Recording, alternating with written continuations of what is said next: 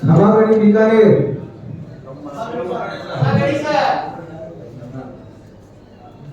ऐसा बीकानेर के धुरंधर Ricky Singh friends का स्वागत करता हूं और साथ में मैं स्वागत करना चाहूंगा मैं सुनील जी गुजरात के मैनेजिंग डायरेक्टर हैं उनका मैं स्वागत करना चाहूंगा स्वागत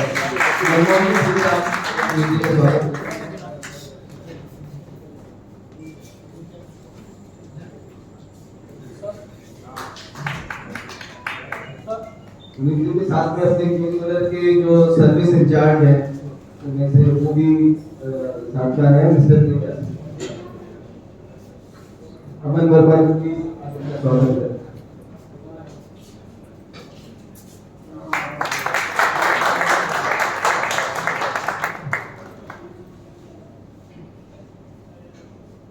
आप सब लोगों का बहुत बहुत धन्यवाद देता हूँ कि आप लोग सब लोग इतना कीमती समय निकाल के यहाँ पर आए। कुछ लोग जो कि कुछ लोग भरोसा है, बहुत बहुत धन्यवाद।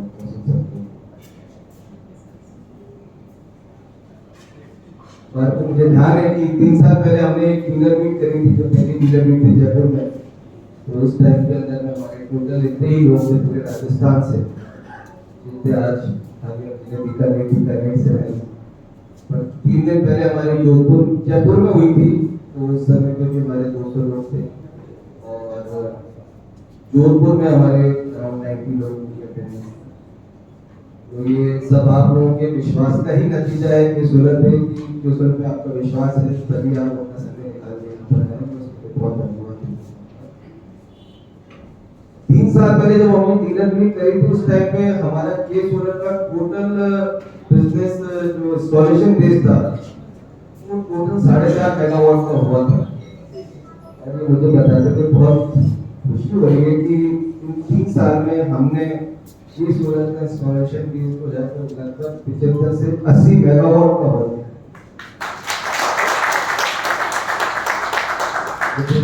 थैंक यू आप लोगों को। और अभी हमने रिसेंट में ही कुसुम योजना जो कॉर्पोरेट सी है कंपनी के लगे ना कॉम में, उसके अंदर में भी हमारे को ऑलमोस्ट 30 मेगावाट का कुसुम योजना का ऑर्डर करना होगा। तो ये भी हम लोग की एक काफी बड़ी उपलब्धि होगी और अपने जो इन्वर्टर्स हैं वो पूरे रिमोट एरियाज में पहुंच जाएंगे राजस्थान में, क्योंकि वो सब पंपों पे ही लगने के हैं।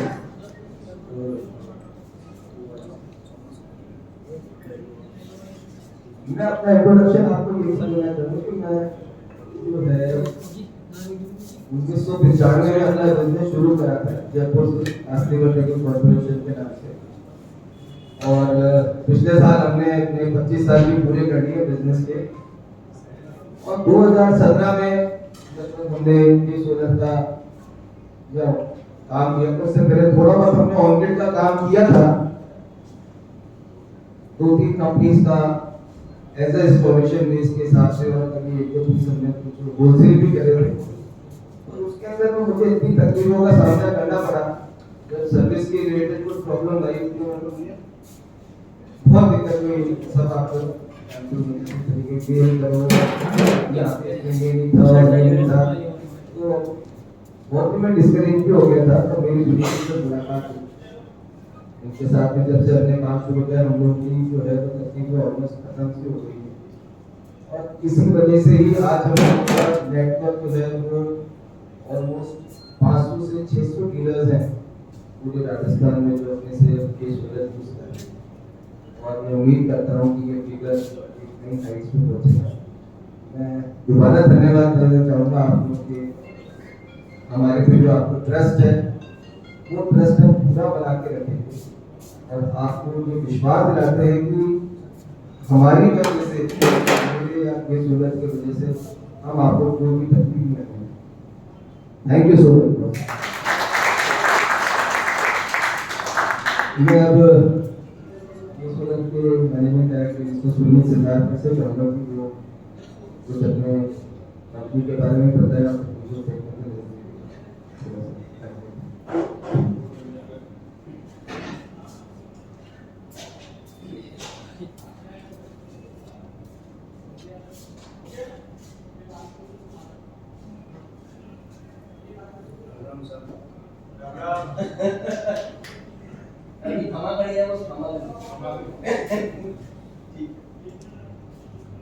दोस्तों ये मेरी फर्स्ट टाइम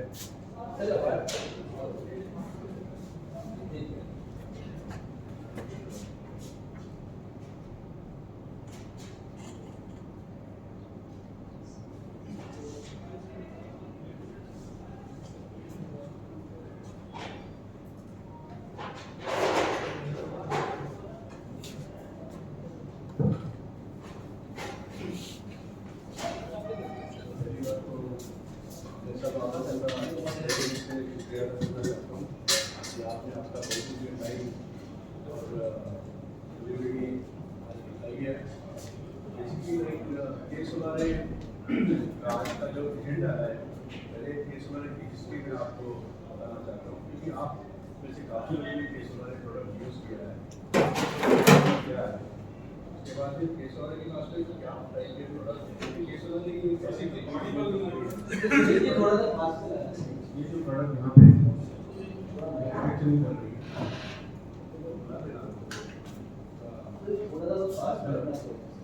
थोड़ा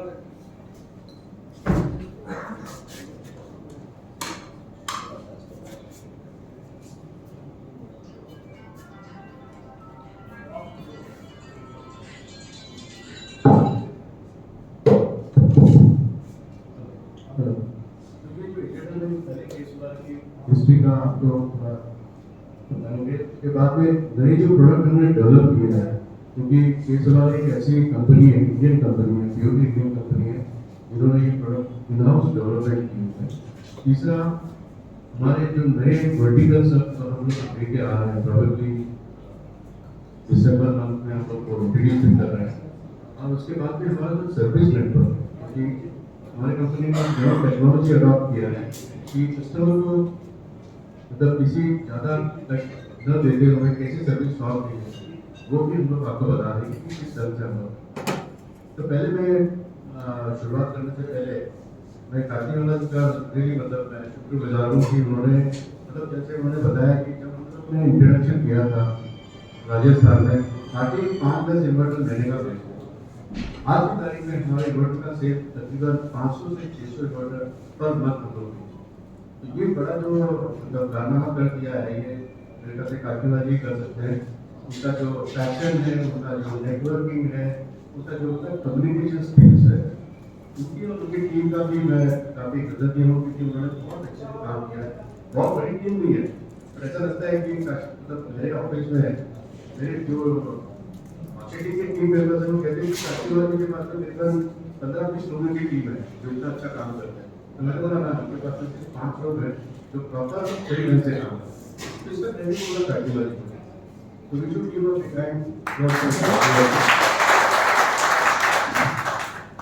अब हम केसवाल के बारे में आपको थोड़ी जानकारी देते हैं। केसवाल ये जो कंपनी है 2012 में हमने शुरुआत की। एक्चुअली इसके पीछे जो हमारा मेन मोटिव और जो गाइडेंस था वो हमारे पिताजी का था। हमारे पिताजी आर्मी में थे। उनका कहना था कि भाई आर्मी का आपको पता होगा क्या होता है कि देश के लिए जियो, देश के लिए जान। तो मैं तो फॉरेन कंट्री से था, मेरा इंजीनियरिंग में है और पावर इलेक्ट्रॉनिक्स मेरा पैशन था। तो उसकी वजह से मैंने काफ़ी बड़ी बड़ी कंपनी में जर्मनी स्पेन में काम किया हुआ है। तो पिताजी ने कहा कि औरों के लिए काम कर रहे हैं, जो भी पैसा जा रहा है वो बाहर देश में, तुम अपने देश के लिए कुछ नहीं कर। तो बड़ा सा मुझे फील हुआ। तो फिर मैंने सोचा भाई मैंने वहाँ से रिटायरमेंट देखी है, सॉफ्टवेयर करता था कंपनी के साथ में, काफ़ी बुरा था। रिटायरमेंट लेके मैं जब इंडिया में आया तो हमने सोचा कि चलो हम लोग यहाँ पावर इलेक्ट्रॉनिक्स में काम करेंगे और ये टेक्नोलॉजी किसी और कंपनी को भी बेचते जाएंगे इंडिया में, जो कि डेवलप करेंगे और मार्केट में ये प्रोडक्ट डाल देंगे, जिसके कारण हमारे लोगों को इसका रोजगार अच्छे ढंग से मिले। ये हम लोग ने तब 2012 में कर और 2012 में तब सोलर का इतना बड़ा बिजनेस थे। मेरे ख्याल से 2013-14 में जब नई गवर्नमेंट आई, गवर्नमेंट कांग्रेस की थी, तब उन्होंने कुछ बनाया था कि भाई 175 गीगावाट का हम काम कर रहे हैं, सोचा 100 गीगावाट बिजली फॉर सोलर। तो वो एक हमें ट्रिगरिंग मिला कि भाई सोलर का बिजनेस इंडिया में काफ़ी बढ़ने वाला है। तो ये सोलर के बिजनेस के लिए हमारे पास में जैसा मेरा बैकग्राउंड सेंट्रल इन्वर्टर है, बड़े जो इन्वर्टर होते हैं जो बड़े बड़े यूटिलिटी स्केल में लगाए जाते हैं, तो मैं और स्ट्रिंग इन्वर्टर से भी काफ़ी काम किया था मैंने जब। तो हमारे जो प्रिंसिपल कंपनी थी उनके साथ में हम लोग जुड़ गए और ये डेवलपमेंट हमने चालू किया। तो बेसिकली जो इन्वर्टर होते हैं उसमें एक सॉफ्टवेयर और एक हार्डवेयर होता है। सॉफ्टवेयर हमने एक्सास जो यूएस की कंपनी है उनके साथ में कोऑपरेशन किया और उनके साथ मिलकर हमने ये प्रोडक्ट डेवलपमेंट में काफ़ी सहयोग किया। हार्डवेयर क्योंकि मेरा बैकग्राउंड सर्वे का है तो हमने हार्डवेयर में काफ़ी काम किया और ये प्रोडक्ट हमने 2013-2014 में इंट्रोड्यूस किया। उससे पहले हम लोग ट्रेडिंग बिजनेस करते थे, चाइना से लेते थे या कोई और कंट्री से, पर हमने धीरे धीरे देखा ये जो प्रोडक्ट हम लोग ले रहे हैं इसमें बहुत सी खामियां हैं, क्योंकि अगर ग्रिड पे एक तो क्या कहते हैं कि फ्लक्चुएशन इतना है जिसके कारण बहुत से इन्वर्टर फेल हो रहे हैं। तो वो इन्वर्टर क्यों फेल हो रहे हैं, किस वजह से हो रहे हैं, अपने ग्रिड की स्टेबिलिटी के लिए क्या क्या टाइप का हार्डवेयर सॉफ्टवेयर अपने को करना है, तो उसके ऊपर हमने सही ढंग से और प्रॉपर्ली काम किया। और 2015-16 में हमने हमारा प्रोडक्ट लॉन्च किया। तब प्रॉपर्टी हमारा सेल करीबन 1 करोड़ का, तो हमारा जो 1 करोड़ का सेल 15-16 में था, 16-17 में वो बढ़ के 25 करोड़ हो गया। 25 करोड़ से हमने नेक्स्ट ईयर जब ली ऑलमोस्ट 55 करोड़। लास्ट ईयर हमारा जो सेल हुआ है करीबन 100 करोड़ के ऊपर पहुंचा है। ये सर हमारा जो प्रेडिक्शन है समवेयर अराउंड 170 करोड़ का। ये बेसिकली आप जो एक्सपोनेंशियल ग्रोथ है, ये प्रोडक्ट अगर फेल होता तो कभी चलता नहीं। काफी फेलियर होता है ये इलेक्ट्रॉनिक इंडस्ट्री, जैसे मैंने बताया ग्रिड के कारण या कोई मिसहैंडलिंग हो जाता है कंपोनेंट्स, उसके कारण भी हो सकता है। हम लोग ऐसा नहीं बोलते कि हमारा प्रोडक्ट 100% फेल हो, प्रॉब्लम आता है, पर प्रॉब्लम आने के बाद में हम हमारा प्रोडक्ट प्रॉपरली आइडेंटिफाई करते हैं, card level, component level, assembly level पे हम लोग जाके सर्विसिंग भी करते हैं। और सबसे बड़ा एडवांटेज हमारी प्रोडक्ट, आपने देखा हो आपने बहुत से इन्वर्टर्स यूज किए होंगे, तो क्या करते हैं कि सिर्फ बॉक्स मूविंग करते हैं, ये इन्वर्टर खराब हो गया ना दूसरा इन्वर्टर, तो ये कब तक चलता है, ये वारंटी पीरियड चलता है। अभी बहुत सा बड़े बड़े कंपनी जिनकी वारंटी खत्म हो गई है जैसे 5 साल की, अब आज पता चल रहा है लोगों को कि भाई वारंटी पीरियड के बाद में अंदर एक फ्यूज भी जल जाता है तो आपको रिप्लेसमेंट के लिए बोलते हैं।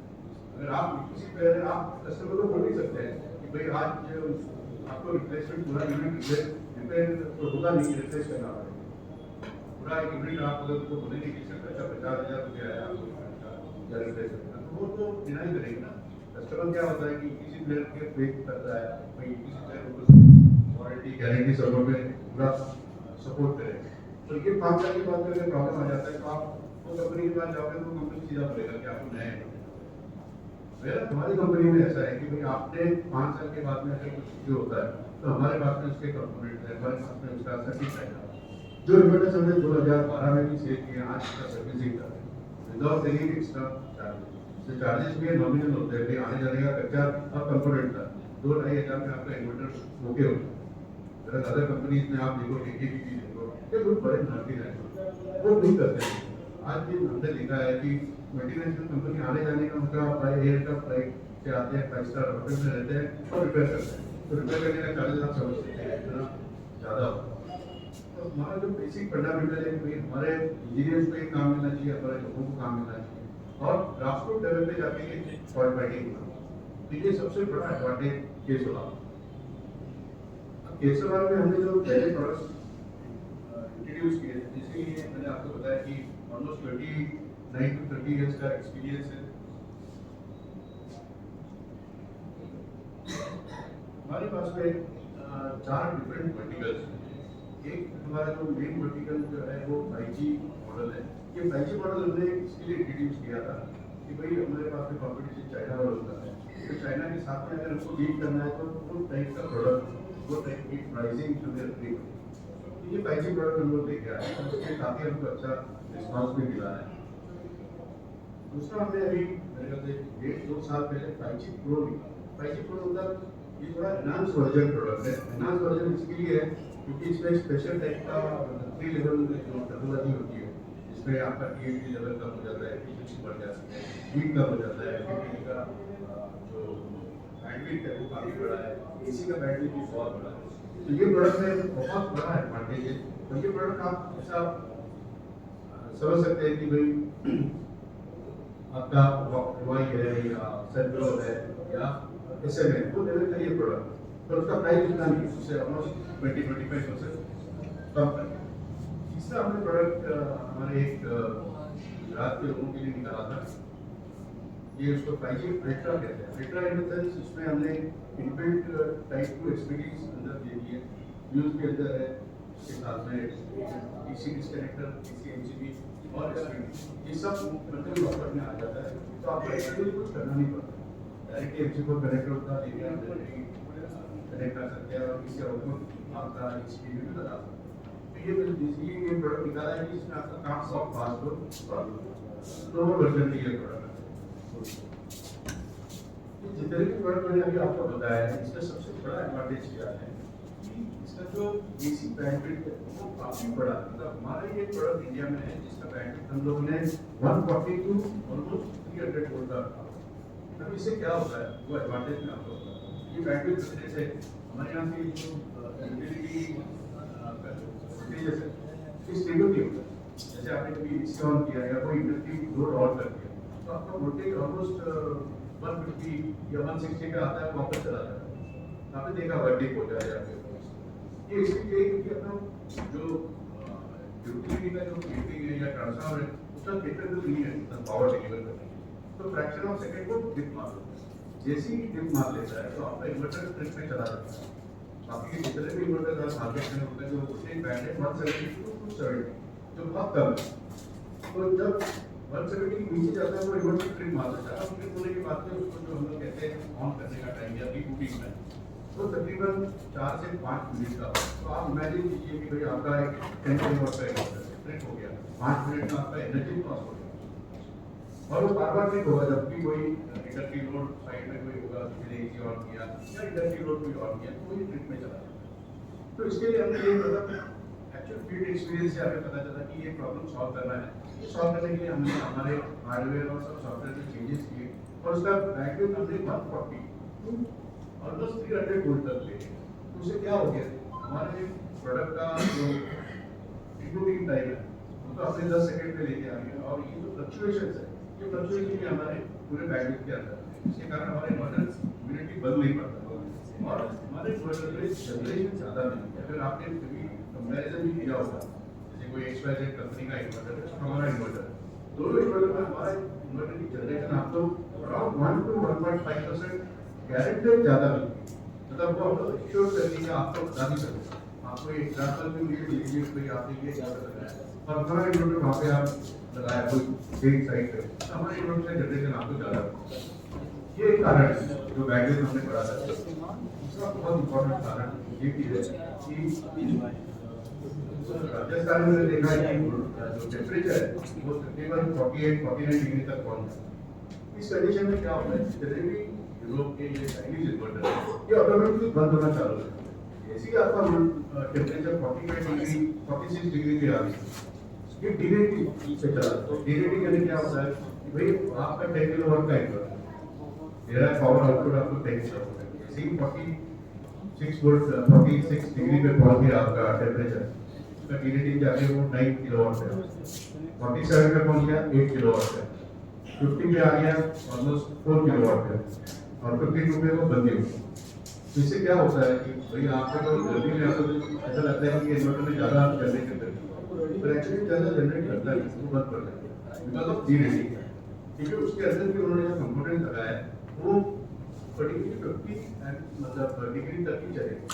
हमने हमारे इन्वर्टर में क्या किया है कि हमने एक स्पेशल टेक्नोलॉजी अडॉप्ट की है जिसे हम लोग कहते हैं कि भाई ये सिलिकॉन कार्बाइड जो कूलिंग है वो की है, तो उसके कारण 2 से 3 डिग्री का फर्क पड़ता है। तो हमारा जो डीरेटिंग है वो ऑलमोस्ट 55 डिग्री के बाद चालू होता है जो कि दूसरों का 50 डिग्री या 48 डिग्री। तो इसके कारण भी हमारा जनरेशन ज़्यादा होता है। तो ये दूसरा कारण है जनरेशन ज़्यादा होने का। तीसरा कारण आपको बताओ बहुत से तीसरा कारण ये बहुत इम्पोर्टेंट कारण इसलिए है कि आप आज सोलर प्लांट लगाते हैं 4-5 साल के बाद में आपको पता है सोलर पैनल का क्या हालत, उसमें धूल जमा हो जाती है या उसके कोई इंटरनल सेल डैमेज हो जाते हैं या माइक्रो फ्रैक्चर्स हो जाते हैं इंटरनली सेल में, तो वो पर्टिकुलर एक पैनल जब खराब हो जाता है और आपका जो वोल्टेज है वो मतलब आपने एक डिजाइन किया आपका सिस्टम जिसका वोल्टेज से अराउंड 650 वोल्ट, 5 साल के बाद में 650 वोल्ट आने के लिए आपको करीबन 10 बजे मतलब सुबह 7 से लेके 10 बजे तक और 4 से लेके 7 या 5 बजे तक आपको वोल्टेज ही नहीं मिलता, तो उसमें क्या होगा आपका जनरेशन कम होगा। अब इसके लिए क्या करना पड़ेगा आपको, अगर वो पिन पॉइंट करके वो पर्टिकुलर सेल साफ करना पड़ेगा या सेल चेंज करना पड़ेगा। सेल तो आप चेंज नहीं कर सकते, एक पैनल में 5 सेल होते हैं तो उसमें क्या है पैनल आप चेंज नहीं कर सकते क्योंकि पैनल की प्राइस इतनी है कि वो चेंज होने के मतलब उसमें नहीं है। दूसरा है कि आपका एमपीपीटी आपका बढ़ा नहीं सकते क्योंकि ऑलरेडी आपने इन्वर्टर दे रखा है, तो आपके पास में क्या होगा, तो हमने क्या किया है हमारे जो इन्वर्टर में हमने एमपीपीटी का रेंज ही इतना बड़ा करके रखा है। तो जैसे हमारा जो 5G मॉडल है 5G प्रो उसमें करीबन 100 वोल्ट से लेके 980 वोल्ट तक एमपीपीटी का रेंज है। इतना बड़ा रेंज है तो 5 या 10 साल के बाद भी अगर आपके आधे पैनल भी खराब होगा तब भी आपको सुबह 7 बजे में जनरेशन मिलेगा, ये सबसे बड़ा है। तो ये इसकी कारण की वजह से हमारा जनरेशन औरों से काफी अच्छा बना, तो ये सबसे इम्पोर्टेंट पॉइंट है जो मैं आपको और ये हमारा 5G प्रो है। 5G प्रो में हम लोग 8 ईयर्स का वारंटी भी देते हैं, आप एक्सटेंड करा सकते हैं 10 साल के लिए, 12 साल के लिए, 15 साल के लिए, आपके कस्टमर से बात करके कोई होता है कोई हैवेल्स का यूज करता हूँ, हैवेल्स मुझे 10 साल की वारंटी है, हम भी आपको एक्सटेंडेड वारंटी करा के दे सकते हैं विद एडिशनल कॉस्ट।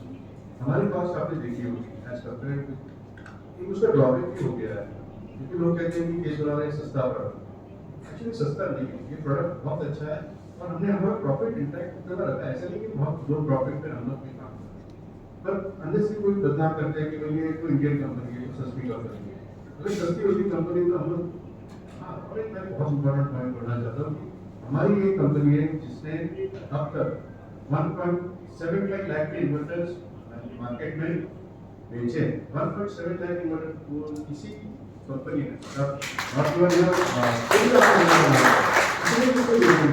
और ये आपका बेच पाओगे जब आपका प्रोडक्ट सही में डिजाइनर होगा, सही में होगा तभी जाके कंपनी क्या करते हैं तो बदनाम करेंगे ना, ये तो सस्ता प्रोडक्ट, तो सस्ता नहीं क्योंकि हमारे जो कॉम्पिटिटर है वो ज़्यादा प्रॉफिट कमा रहे हैं और ये प्रॉफिट ज़्यादा किसको है, फॉरेन कंपनीज को।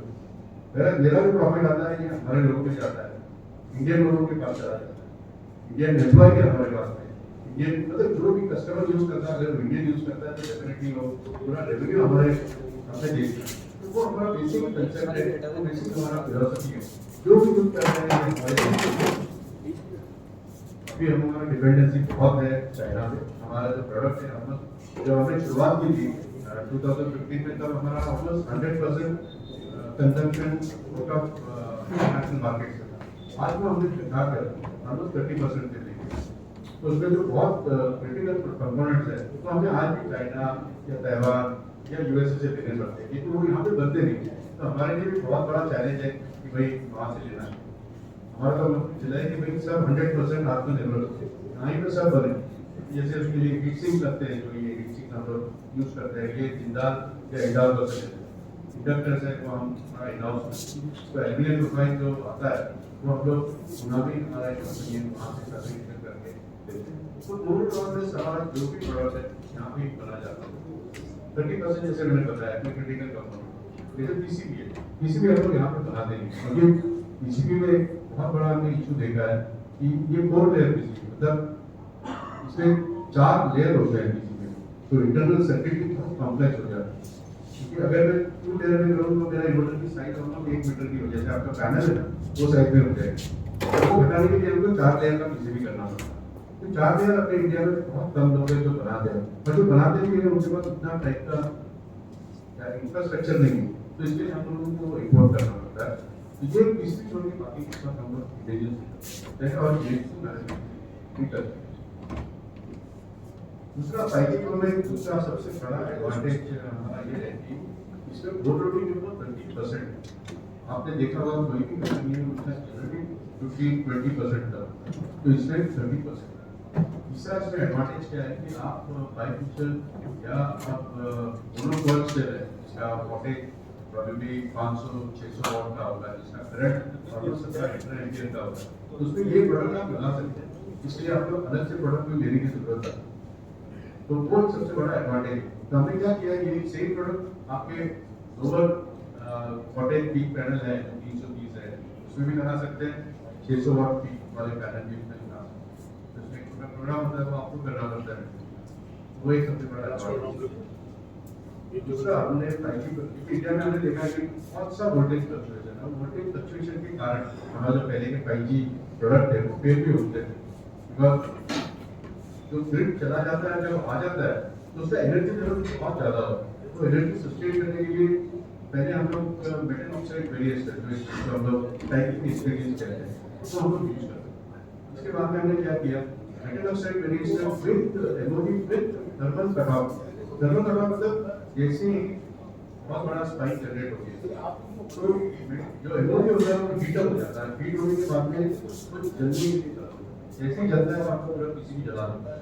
तो उसके लिए हमने क्या किया था कि उसके साथ में सीरीज में एक थर्मल कटऑफ है। थर्मल कटऑफ मतलब हमारा जो इधर में लगाते हैं जैसे टेम्परेचर बढ़ गया तो कट हो गया, तो वो टाइप का टेक्नोलॉजी इसमें इंट्रोड्यूस किया, तो उसके कारण हमारा प्रोडक्ट रेडिएटिव ऑलमोस्ट बेस्ट है। तो वो एक सबसे बड़ा एडवांटेज हमारे 5G प्रोग्राम में है। अभी इसका जो स्पाइक एनर्जी लेवल है वो ऑलमोस्ट 6 किलो एम्पियर जो एनर्जी लेवल है वो उसका सस्टेन कर सकता है। जो काफी के इन्वर्टर से उनका जो एनर्जी लेवल सस्टेन करने की ताकत है वो करीबन 2 का है, हमारा 8 करता है। तो वोल्टेज फ्लक्चुएशन में जहाँ होते हैं तो ये प्रोडक्ट काफी हद तक अच्छा चलेगा और बिना किसी प्रॉब्लम। ये इंटरनल सर्किटरी है कि क्योंकि हम लोग ये प्रोडक्ट के लिए कहते हैं कि भी इसका डिजाइन लाइफ 25 साल है, 25 साल मुझे देना है तो ऐसे में दे नहीं सकता। तो इसके लिए क्या होता है, कोई भी हम लोग कंपोनेंट लेते हैं उसका साइकिल लाइफ होता है। भाई हमने आज IGBT किया तो IGBT कितने का हमारा हो सकता है 1 मिलियन, तो 1 मिलियन मतलब करीबन 25 या 28 साल। स्विच लेते हैं, कभी तो सेंट्रॉन में स्विच यूज किया है, सेंट्रॉन में तो जर्मनी का स्विच होता है, इसमें आपको चाइनीज स्विच भी आता है। ये जो जर्मनी का स्विच है ये 1200 रुपए का है, चाइना का जो आता है 250 रुपए का। तो चाइना का स्विच आता है जो आप लोग किसी भी करते हैं तो 25 या 40 ऑपरेशन में खराब होता है। ये जो स्विच है ये ऑलमोस्ट 5000 साइकिल तक आप यूज करते हैं, हालांकि कोई 5000 साइकिल तक यूज करता नहीं, ये लॉन्ग लाइफ है।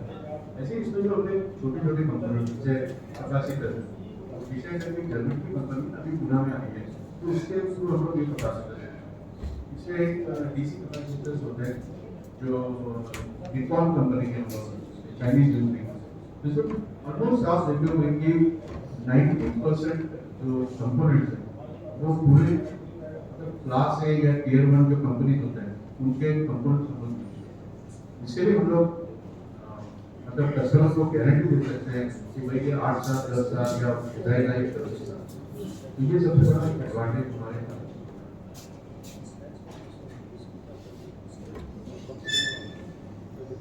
अभी हमने रिसेंटली वैसे 6 महीने पहले 5G बेटा करके एक प्रोडक्ट निकाला है।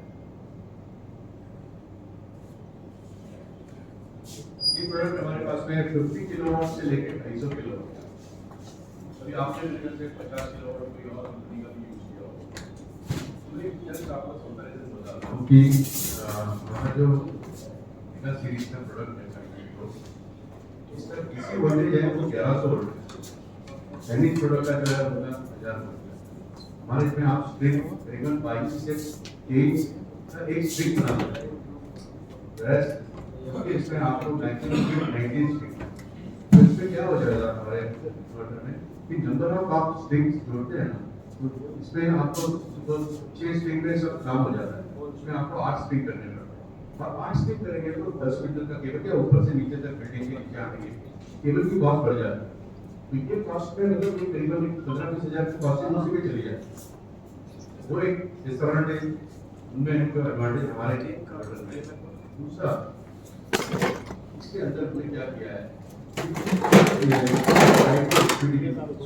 आपको एक्सटर्नली 50 किलोवाट हो या 100 हो या 250 किलोवाट हो, एक्सटर्नल किसी की भी एसी चलाने की जरूरत नहीं है, एमसी को से आप डायरेक्टली तो उसमें भी आपका करीबन 20,000 रुपये का खर्चा बच जाता है। आप अगर 100 किलोवाट का आपको आज या 100 किलोवाट का आइसोलेशन लेना है या 100 किलोवाट का तो जिसकी कीमत मेरे ख्याल से 25 से 40,000 रुपये, तो वो भी आपकी कॉस्टिंग कम है। और इसमें एक बड़ा एडवांटेज ये है, इसमें आप एल्यूमीनियम केबल भी लगा सकते हैं। आप दूसरे कोई भी इन्वर्टर देखेंगे तो उसमें आपको कॉपर केबल भी लगानी पड़ेगी, या तो उसके फ्लैंक्स इतने छोटे होते हैं या टर्मिनल छोटे होते हैं, वो पिन टाइप के टर्मिनल। हमने इसमें आप राउंड टाइप के टर्मिनल यूज करते हैं जिसमें आप बोल रहे हैं टाइट करते हैं, क्योंकि इसका जो टर्मिनल ब्लॉक है वो काफी बड़ा और सिंपल हो जाता है आपको टर्मिनेशन करना। वो सबसे बड़ा एडवांटेज हमारे जो मेगा सीरीज है उसमें हमने दिया है। तो ओवरऑल कॉस्टिंग भी देखेंगे तो हमारी कॉस्टिंग चाइनीज प्रोडक्ट है इसमें और इसमें करीबन 40-50 हज़ार ऐसी प्रोडक्ट निकलते हैं जो हमारा प्रोडक्ट की कीमत इनिशियली आपको लगेगी भाई ये ज़्यादा प्रोडक्ट है, उसका जो टेक्निकल स्पेक दे दोगे तो वो काफ़ी कम है। इसमें हमने स्ट्रिंग मॉनिटरिंग भी किया है। अभी हमारा जो प्राइसिंग मॉडल है उसमें आपको एमबीबीटी मॉनिटरिंग होता है, इसमें स्ट्रिंग लेवल मॉनिटरिंग भी मिलता है। तो स्ट्रिंग मॉनिटरिंग लेवल से एडवांटेज क्या होता है कि भाई कहीं एक साथ में 2 साथ में अगर टेम्परेचर कम हो रही है तो आप इंडिविजुअल स्ट्रिंग देख सकते हैं कि भाई उसमें शैडो पड़ रहा है या कोई सेल डैमेज हो गया है या उसका बैक टू बैक डायोड खराब हो गया है, बहुत सी चीजें जो आप देख के रिमूव भी पता कर सकते हैं। तो एक हमारा जो प्राइजी मॉडल मेगा मॉडल है उसका बहुत बड़ा एडवांटेज आप जब इंस्टॉल करोगे इसमें 10 साल की वारंटी के साथ क्या होता है, और वारंटी भी मैंने जैसे बताया कि हमारा इंजीनियर साइड पे चला जाता है, वो सबसे बड़ा एडवांटेज हमारे हम लोग रिप्लेसमेंट पे ज़्यादा ध्यान नहीं देते हैं। अगर कस्टमर को चाहिए रिप्लेसमेंट करना तो इमीडिएटली हो जाता है, पर अगर आपको लगता है कि भाई इंजीनियर चाहिए, क्योंकि बहुत सी बार आपने देखा है कि एनवायरमेंटल कंडीशन के कारण इन्वर्टर में भी प्रॉब्लम आ सकता है, तो वो भी हमारा इंजीनियर साइड पे जाके आपको चेक करके बता देंगे। तो ये हमारा 5G मेगा सीरीज जो one of the best product available in the Indian market. तो आप कभी भी अगर आप यूज करना चाहते हैं और बिगर मोर देन 50 किलोवाट और 100 किलोवाट आप ये कंसीडर कर सकते हैं। एक आध यूनिट आप लगा के भी देखिए, आपको जनरेशन में अच्छा रिस्पॉन्स मिलेगा, बैकअप सर्विस में भी अच्छा मिलेगा। और ये जैसे मैंने बताया कि आप IRP मॉड्यूल से वहाँ पे भी यूज सकते हैं। इसमें ऐप भी दिया है हमने कि भाई आपको बैठे बैठे आपको अगर आपके पास वाईफाई नहीं है, वहाँ पे GPRS नहीं है या कोई मीडिया नहीं है, तो आप डायरेक्टली ब्लूटूथ से कनेक्टिविटी करके भी, तो वो भी एक एडवांटेज है। ये तो मैंने आपको बताया था कि भाई हमारा जो इन्वर्टर है उसका वोल्टेज बैंड ज़्यादा है, की रेटिंग और टेम्परेचर भी ज़्यादा है, इसमें ज़्यादा टाइम देना नहीं चाहता हूँ। दूसरे जो दो प्रोडक्ट है हमारा एक जीरो एक्सपोर्ट सिस्टम भी आता है। जीरो एक्सपोर्ट सिस्टम मतलब कौन सी जगह क्या होता है, ये हमने डेवलप किया था हमारे तमिलनाडु के जो डीलर्स हैं उनके लिए किया था। उसमें क्या होता था कि उनको मीटर या नेट मीटर करने के लिए 6 महीने या 1 साल लग जाता है, तब तक उनको पेमेंट आता नहीं था कस्टमर। तो उनका कहना था कि भाई हमने तो अभी लगा दिया है तो ये कस्टमर ने भी यूज़ करना चाहिए, तो उसके लिए हमने जीरो एक्सपोर्ट किया। जीरो एक्सपोर्ट से जो कोई एनर्जी जनरेट होता है वो ब्लॉक हो जाता है, तो आप ग्रिड में नहीं एक्सपोर्ट कर सकते। तो जितना आपका लोड है उतना ही जनरेट है, तो एक्सेस लोड अपने आप खत्म हो जाएगा। तो जीरो एक्सपोर्ट में सिंगल पेज भी आता है। और इसका एक एडवांटेज अभी मेरे ख्याल से यूपी या बिहार में उन्होंने क्रॉस मीटरिंग चालू कर दिया है। किसी को लगता है कि भाई मुझको तो सेव करना ही नहीं है कंपनी, मुझे नेट मीटर लगाना है, उस वक्त आप ये यूज कर सकते हैं। और इसमें और एक इसका एडवांटेज है, जैसे आपको लगता है कि भाई मुझे डीजल जनरेटर के साथ में ये कंबाइन करना है, तो आप डायरेक्टली कंबाइन नहीं कर सकते, क्योंकि कभी कभी क्या होता है, चलो डीजल जनरेटर आपका 50 किलोवाट का है और इन्वर्टर 50 किलोवाट का, तो चांसेस है कि डीजल जनरेटर का जो आर्मेचर या उसका कॉइल है वो जलने का चांस है। तो उसके लिए आपको ब्लॉकिंग पिन यूज करें, ये ब्लॉकिंग पिन में ये जीरो सिस्टम है। मैंने पहले ही बताया था कि शेष वाले एक ऐसी कंपनी है जिसको ISO का किताब मिला है ऐसा मैन्युफैक्चरिंग फर्स्ट टाइम इंडिया में मिला है ग्रिड टाइप होता है this is the Indian company which has not ISO for manufacturing grid type so we are the first company and we are the first company which has crossed more than 1.7 lakh students we are the first company which has successfully given तो ये जो sky product है ये सूर्य किसान योजना जो कुसुम के पहले ये गुजरात में पहले इम्प्लीमेंट तो वहाँ पे हमने तकरीबन 2,500 इन्वर्टर थे वहाँ पे हमें काफ़ी प्रॉब्लम भी आया ऐसा नहीं कि नहीं आया क्योंकि जहाँ पे प्रोजेक्ट था और जहाँ पे आपका एक्सपोर्ट जो ट्रांसफर था तकरीबन 1.5-2 किलोमीटर की दूरी पे उसकी वजह से काफ़ी इंटरफेस का प्रॉब्लम है तो हमने सॉल्व किया सक्सेसफुली सॉल्व किया और उसकी वजह से हमें अभी आज जो फैक्ट्री वाले ने बताया कि उसमें हमें करीबन 5,000 इन्वर्टर का ऑर्डर उसी की वजह से तो we were the first company और हमारी ये कंपनी है जहाँ पे NTPC वालों ने तो तक NTPC चाइना में जाते थे या किसी और यूरोप में जाके टेस्ट करते थे हमारे कंपनी में NTPC के लोग आके उन्होंने पर्सनली टेस्ट किया है this is also one of the repeatedly thing और कंपनी हमारी कंपनी है जिसने NIST में टेस्ट किया हुआ है हमारा इन्वर्टर और उनके टेस्ट हम लोग देते हैं IC के लिए SGS से हमने टेस्टिंग किया हुआ है SGS के स्पेनिश कंपनी और वैल्यूजन के जो है उनके साथ भी हमने पूरे हमारा जो एनवायरमेंटल टेस्ट क्योंकि कोई भी प्रोडक्ट हम लोग मार्केट में देते हैं तो सब्सिडी के लिए आपको IC सर्टिफिकेशन या IC सर्टिफिकेशन के लिए आपको प्रोडक्ट उनके पास देना होता है और वो रिगोरसली टेस्ट करते हैं तो ये हमारे टेस्ट के उनके लैब से टेस्ट किए हुए उसके बाद हमारी कंपनी ने अब तक करीबन 3.5 करोड़ का निवेश सिर्फ फूड मशीनरी ऑटोमेशन में क्योंकि अनलेस आपके पास अच्छे टूल्स नहीं है आप प्रॉपर प्रोडक्ट डेवलप नहीं कर सकते या प्रॉपर प्रोडक्ट यूज नहीं तो इनाम हमारे पास में काफ़ी टूल्स हैं मीटर्स हैं ये कंपनी है जिसने मैंने जैसे बताया कि सर्विस के लिए हमने CRM बेस्ड टेक्नोलॉजी अडॉप्ट उसके बारे में मेरे ख्याल से हमारे जो टीचर्स हैं तो और इंडिया हेड है सर आपको कैसे बताने के बाद में ये बेसिकली हमारा इन्वर्टर का जो ग्रिड का इन्वर्टर उसके बारे में मैंने जानकारी दी है बाद में हम लोग के पास टाइम हुआ तो डेफिनेटली हम लोग क्वेश्चन आंसर सेशन करेंगे आपको भी टेक्निकल पॉइंट्स है वो भी हमारे प्रोडक्ट के रिलेटेड नहीं है तो फिर आप हमसे डिस्कस कर सकते हम हमने अभी गवर्नमेंट का प्लान चल रहा है कि भाई आगे में हाइब्रिड इन्वर्टर्स का प्लान है क्योंकि अभी आपको पता है कि कोल का बहुत शॉर्टेज है तो प्रॉब्लली आफ्टर 1-2 साल के चाइना जैसी कंट्री में भी आज कोल अवेलेबल नहीं है जो चाइना जैसी बड़ी जो कंट्री है वहाँ पे 2 घंटे का शटडाउन चलता है क्योंकि उनके पास कोयला इंडिया में भी वो कंडीशन आने वाली है तो गवर्नमेंट ऐसा प्लान कर रहा है कि भाई rather going for grid type inverters ऐसा इन्वर्टर करो कि जिसमें ग्रिड टाइप का फैसिलिटी हो जिसमें आप बैटरी भी लगा सकते हैं और जिसको ऑफ ग्रिड करके भी आप यूज कर सकते हैं या बिना बैटरी में भी यूज कर सकते हैं ऐसे इन्वर्टर के लिए उनका भी टेंडेंस आ रहा है तो उसके लिए हमने ये प्रोडक्ट डेवलप ये जो हमारे प्रोडक्ट है मैंने बताया ये ऐसा ग्रिड टाइप इन्वर्टर आप यूज कर सकते हैं ये बिना बैटरी के भी इन्वर्टर यूज कर सकते हैं आप बैटरी के साथ ये भी कर सकते हैं इसमें आप लिथियम आयन बैटरी लगा सकते हैं इसमें आप बैटरी लगा सकते हैं इसमें आप लेड एसिड बैटरी लगा सकते हैं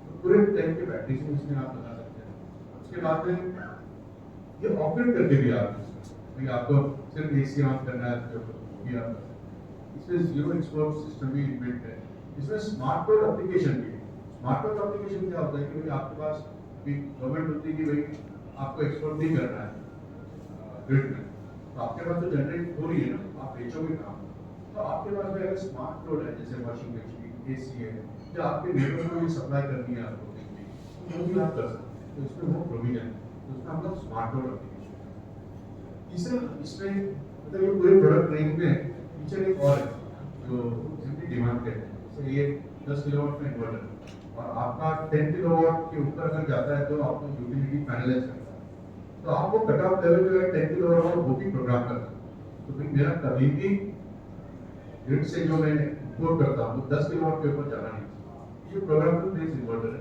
तो उसको आप लिमिट करते हैं उसी के अंदर हो तो मैं यूज करता हूँ प्लस ये जो प्रोडक्ट है ये जी के साथ में भी सिंक्रोनाइज करता है।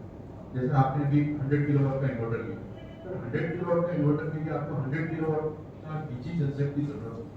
आप 10 किलोवाट का भी जनरेटर ले सकते हैं, वो जनरेटर को प्रोग्राम कर सकते हैं। जब मेरी बैटरी और सोलर नहीं है और बैटरी मेरी डिस्चार्ज हो गई है 10% पे या 20% पे आ गई, फिर 10 किलोवाट का सिर्फ जनरेटर को ऑन करूंगा और बैटरी को चार्ज करूंगा।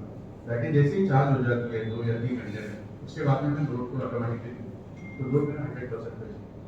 अगर ये नहीं होता था तो मुझे 100 किलोवाट का जनरेटर लगता था, 100 किलोवाट। तो ये जो ऑप्टिमाइजेशन है ये आप जो प्रोडक्ट के ऊपर कर सकते हैं। ऐसे बहुत से फीचर्स हैं। अब इसमें हमारे पास जो 4 जो प्रोडक्ट है, एक जो डीसी एचपी मॉडल है, ये जो ट्रांसफार्मर, यहाँ पे बहुत सारा इंडस्ट्रियल लोड है, यहाँ कोई फैक्ट्री है जहाँ पे बाइक बहुत जनरेट होती है, वहाँ पे हम लोग ये ट्रांसफार्मर रिकमेंड करते हैं। दूसरा जो है 5G Pro XTL मॉडल, ये विदाउट ट्रांसफार्मर और ये IP65।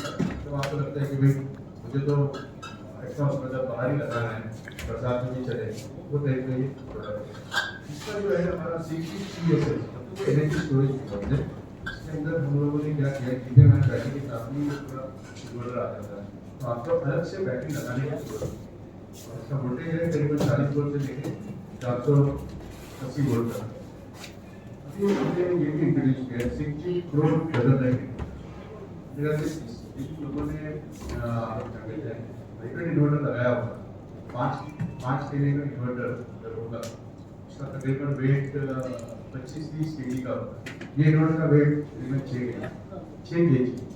तो ये दुनिया का सबसे light weight inverter. Light weight के बाद में इसका जो डीसी जो हम लोग कहते हैं वो भी काफ़ी बड़ा रेंज है। इंफिनिटी का रेंज भी काफ़ी बड़ा है, ऑलमोस्ट 80 वोल्ट से लेके 560 वोल्ट तक है।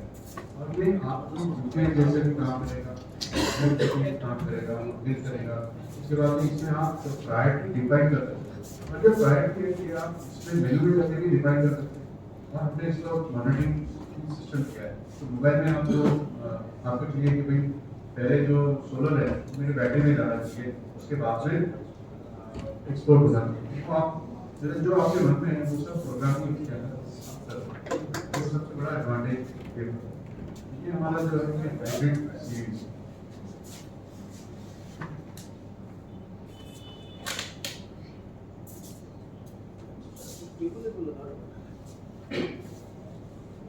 लेटेस्ट है जो एडवांटेज आप देख रहे हैं सभी इन्वर्टर हमारे इन्वर्टर में हमने ये जो लेटेस्ट एडवांटेज किया है कि भाई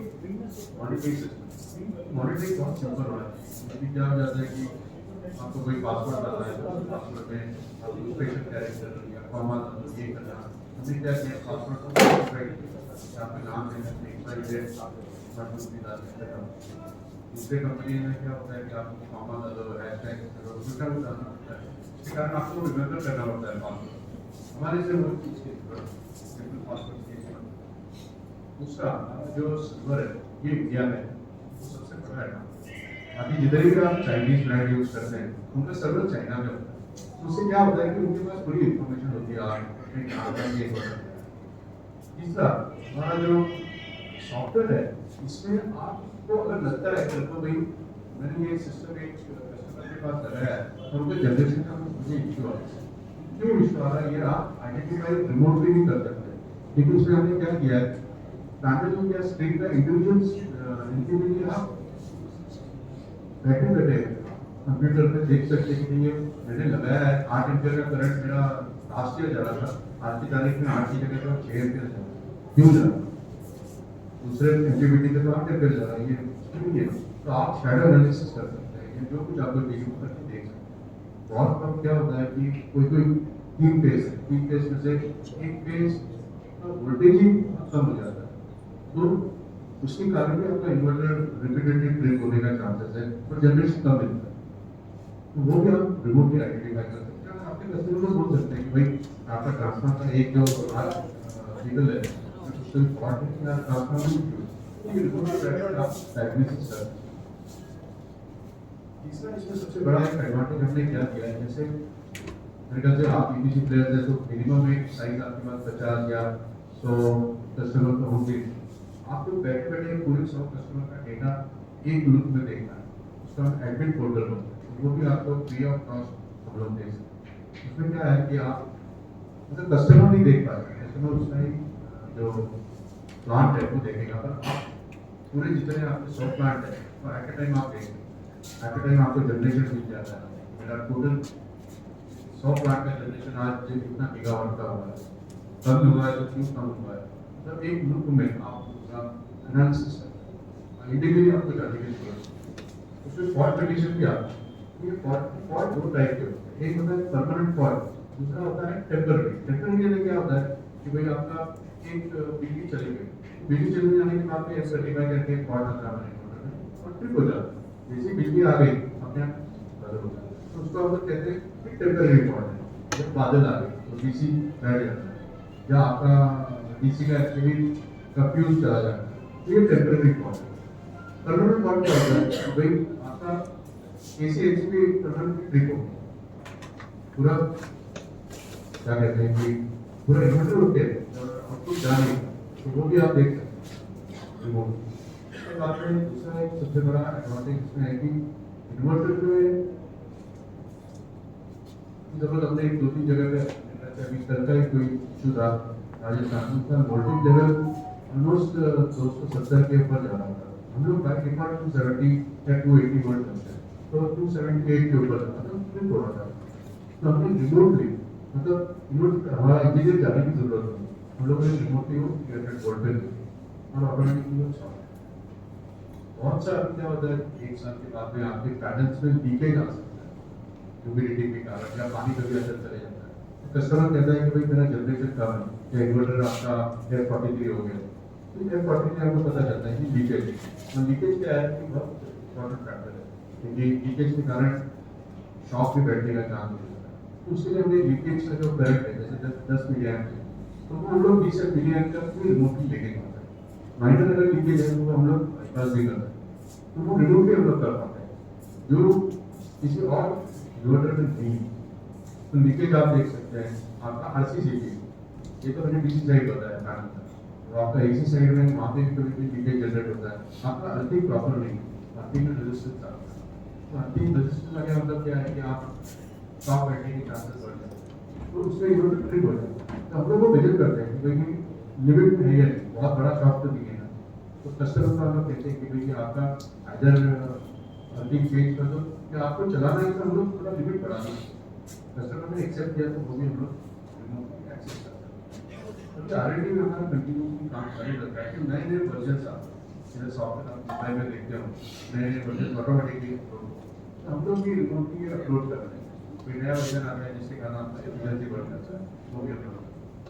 तो ये हमारा एक बहुत ही एडवांस वर्जन सॉफ्टवेयर है जो आप रिमोटली आपके पीसी पे देख सकते हैं या एडमिन पोर्टल पे देख सकते हैं। आपके पास में बहुत बड़ा स्क्रीन है और आपके पास में करीबन 300-400 कस्टमर्स हैं, आप पूरे स्क्रीन में देखिए, आप देख सकते हैं, वो सबसे बड़ा एडवांटेज इसमें।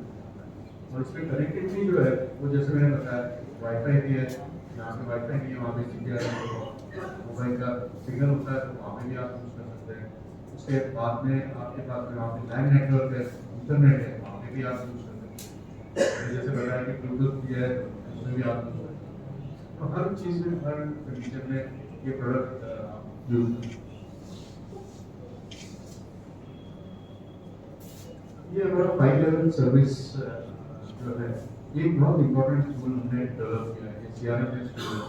CRM बेस्ड टूल में हम क्या होता है कि कोई कस्टमर के पास में अगर इशू आ गया तो अभी EPC वाले को फोन करेगा, फिर EPC वाला जगह पे है या नहीं, उसके पास टाइम नहीं रहता है, तो वो बेसिक कॉल पेंडिंग रह जाता है।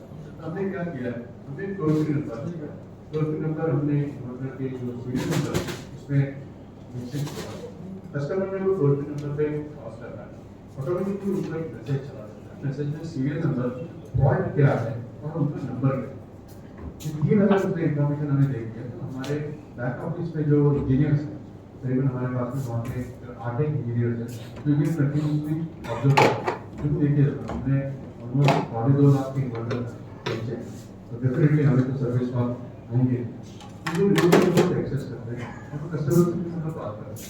कस्टमर बोलते हैं कि भाई ये प्रॉब्लम है, हम लोग उनको बोलते हैं अरे ठीक है आप थोड़ा सा एमसी को देख के ना शुरू हो गया या आपका AC का QC इंटीग्रेटेड हो गया है। बेसिक कंडीशन हम लोग बोल रहे हैं, तो उसमें भी अगर नहीं होता है, then we send our engineer outside, site पे इंजीनियर जाता है, इंजीनियर को भी वो पर्टिकुलरली मैसेज चला देता है। जैसे वो मैसेज जो है कस्टमर जब भेजता है, एक तो कंपनी के पास आता है, दूसरा जो रेसिडेंस इंजीनियर है, जैसे कि इंटरनेट में हम लोग एक इंजीनियर अपॉइंट कर रहे हैं, उसके बाद चला जाएगा। जिस किसी को इन्वर्टर जिस किसी को गया है, जैसे फैक्ट्रीवाल जी से गया है, तो फैक्ट्रीवाल जी को भी वो मैसेज चला जाएगा। तो ये तीनों लोगों के पास मैसेज आता है, क्योंकि सर्विस इज वेरी इंपॉर्टेंट। मतलब हमारे प्रोफेशन में हम लोग कहते हैं कि सर्विस को प्रॉपरली आपको हैंडल करना है, तो इसके लिए ये अपने सॉफ्टवेयर तीन लोगों के पास चला जाता है। अब ये क्लोज कर बता दूंगी दोस्तों, ये क्लोज कर होता है जब कस्टमर ने ओटीपी जनरेट किया, ये मेरा काम हो गया, तभी जाके ये क्लोज। क्योंकि कभी कभी क्या हो सकता है कि भाई मेरा इंजीनियर गया है, ठीक है ना, मैंने ज़्यादा कर रहा है, मैंने क्लोज कर दिया, ऐसा कस्टमर ने क्लोज कर दिया। जैसे ही क्लोज हो जाता है हमारा ग्रीन कलर की सिग्नल मिलता है। ये सबसे बड़ा एक एडवांटेज कि आपको सिर्फ ये सेवा है कि साथ ही मिलेगा, आपको नहीं पता अगर ये रहेगा फीचर नहीं मिली, प्रॉब्लम लोग हमारे से कॉपी कर रहे हैं ये तरीका सॉफ्टवेयर जो काफ़ी रिलीज कंपनी, तो उनका बहुत कॉम्प्लेक्स है। तो ये हमने रिसेंटली डेवलप किया है, तो जिसके कारण मेरे ख्याल से सर्विस का जो जो इश्यूज है वो प्रॉपर्ली हम लोग हैंडल करेंगे और उसको प्रॉपर्ली एड्रेस करेंगे। क्योंकि जब तक हमारा सर्विस हम लोग जीरो डाउन नहीं करते हैं तब तक हम लोग आगे नहीं बढ़ते। ये बड़े पिक्चर्स हैं हमारे जो नाउस मैन्युफैक्चरिंग करते हैं, इसमें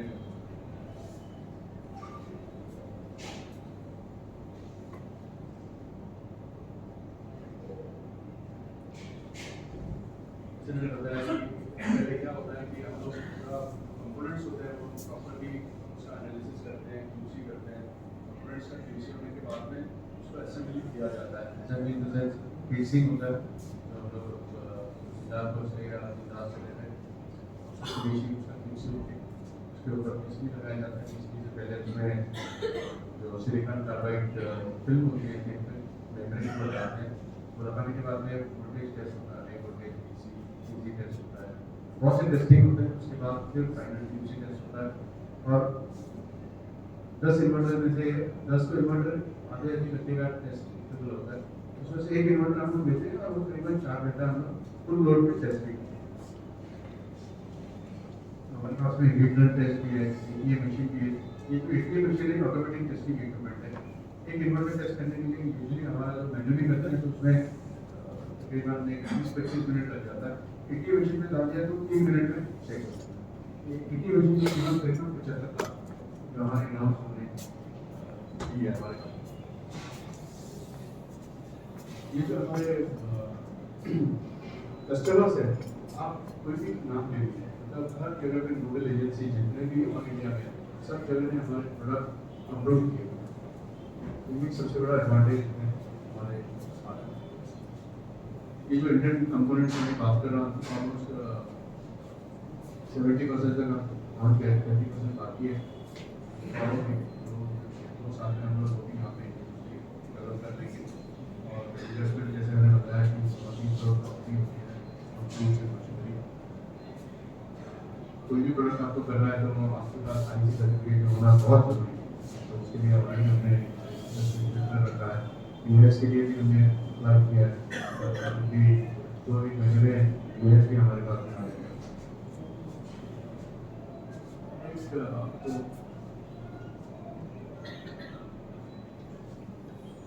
ये जो है जैसे पीजीबी से मैंने रात में नोडल एजेंसी जो लास्ट ईयर हमने 650 मेगावाट हमारी कंपनी ने ऑलमोस्ट 265 मेगावाट आप समझ सकते हैं इतना बड़ा अचीवमेंट करना एक छोटी कंपनी या इंडियन कंपनी के लिए it is not a still we are achieved that. और इसी में हमने किया है, डेटा में किया है, स्काई प्रोजेक्ट से हमने बनाया है। तो काफ़ी इंस्टीट्यूट्स, काफ़ी टेक्निकल इंस्टीट्यूट जैसे आईआईटी है, वहाँ पे भी हमारे प्रोडक्ट लगे हुए हैं। मेरा कॉर्पोरेशन ऑफ इंडिया वहाँ पे लगे हैं, वहाँ से सीएफ के रेफरेंस तो मतलब ऐसा नहीं है कि रेफरेंस नहीं है, बहुत बड़ा रेफरेंस बेस है। तो आप कभी भी आप प्रोडक्ट लेना चाहते हैं तो पूरा रेफरेंस के साथ में हम लोग ये प्रोडक्ट अब मैं थोड़ा आपको जो हमारे फ्यूचरिस्टिक प्रोडक्ट है उसके बारे में ज़्यादा समय नहीं दूंगा, 5 मिनट में आपको बता दूंगा कि क्या क्या ये प्रोडक्ट है।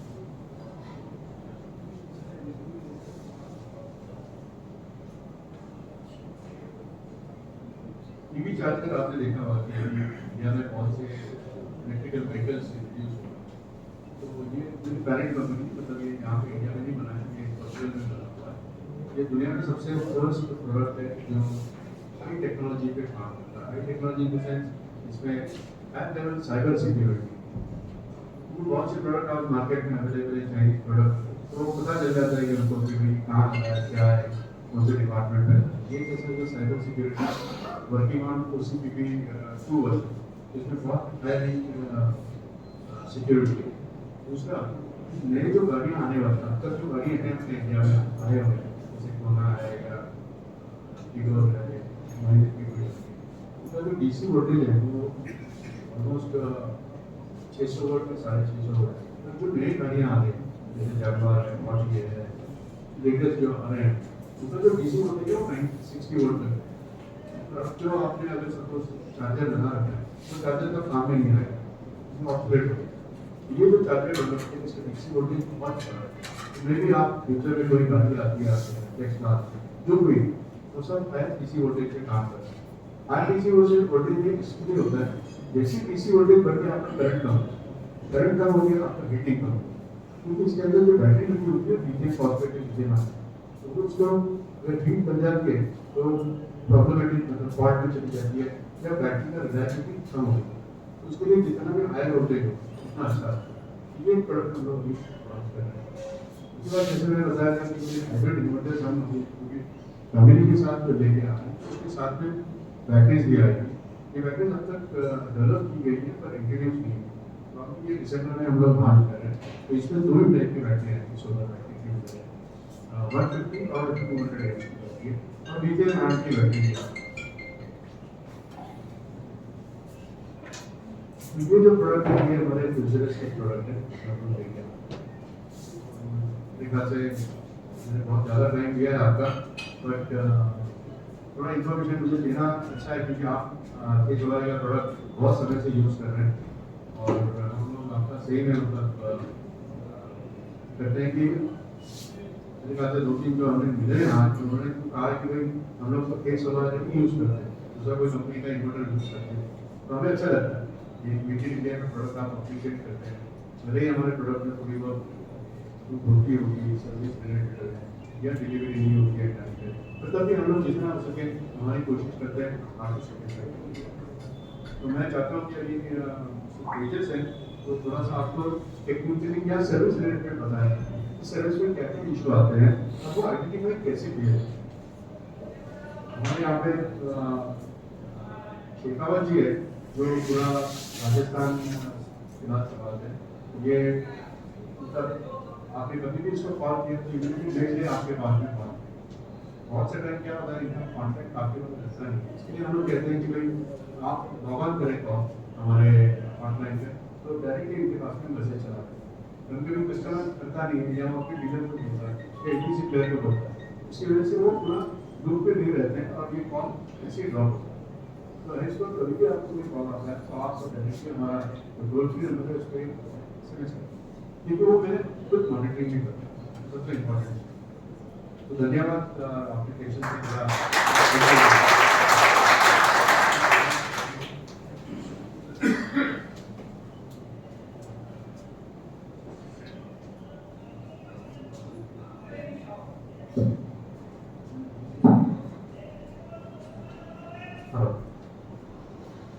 जैसे कि सर ने बताया कि मतलब इश्यू जो है की जगह पे तो ये दोनों साइड से आ सकते हैं, जैसे कि वायरिंग का वायरिंग का आपका जो CRM में कंप्लेंट जैसे लॉग होती है मैं मॉनिटर करते रहता हूँ, तो उसमें क्या होता है बेसिकली अगर कोई कस्टमर का कॉल कोई लीक चली जाती है तो इन्वर्टर का जो इशू है, इन्वर्टर की कैपेसिटी कौन सी है, सीरियल नंबर क्या है, उसमें इशू कौन सा है, ठीक है, लोकेशन क्या है, अगर फॉल्ट आ रहा है तो अगर सिस्टम ऑनलाइन है तो उसका यूजर आईडी पासवर्ड, अगर फॉल्ट डिस्प्ले पे दिख रहा है तो उसका फोटोज वगैरह, ये सारी चीज़ें जो है ये आ जाती हैं।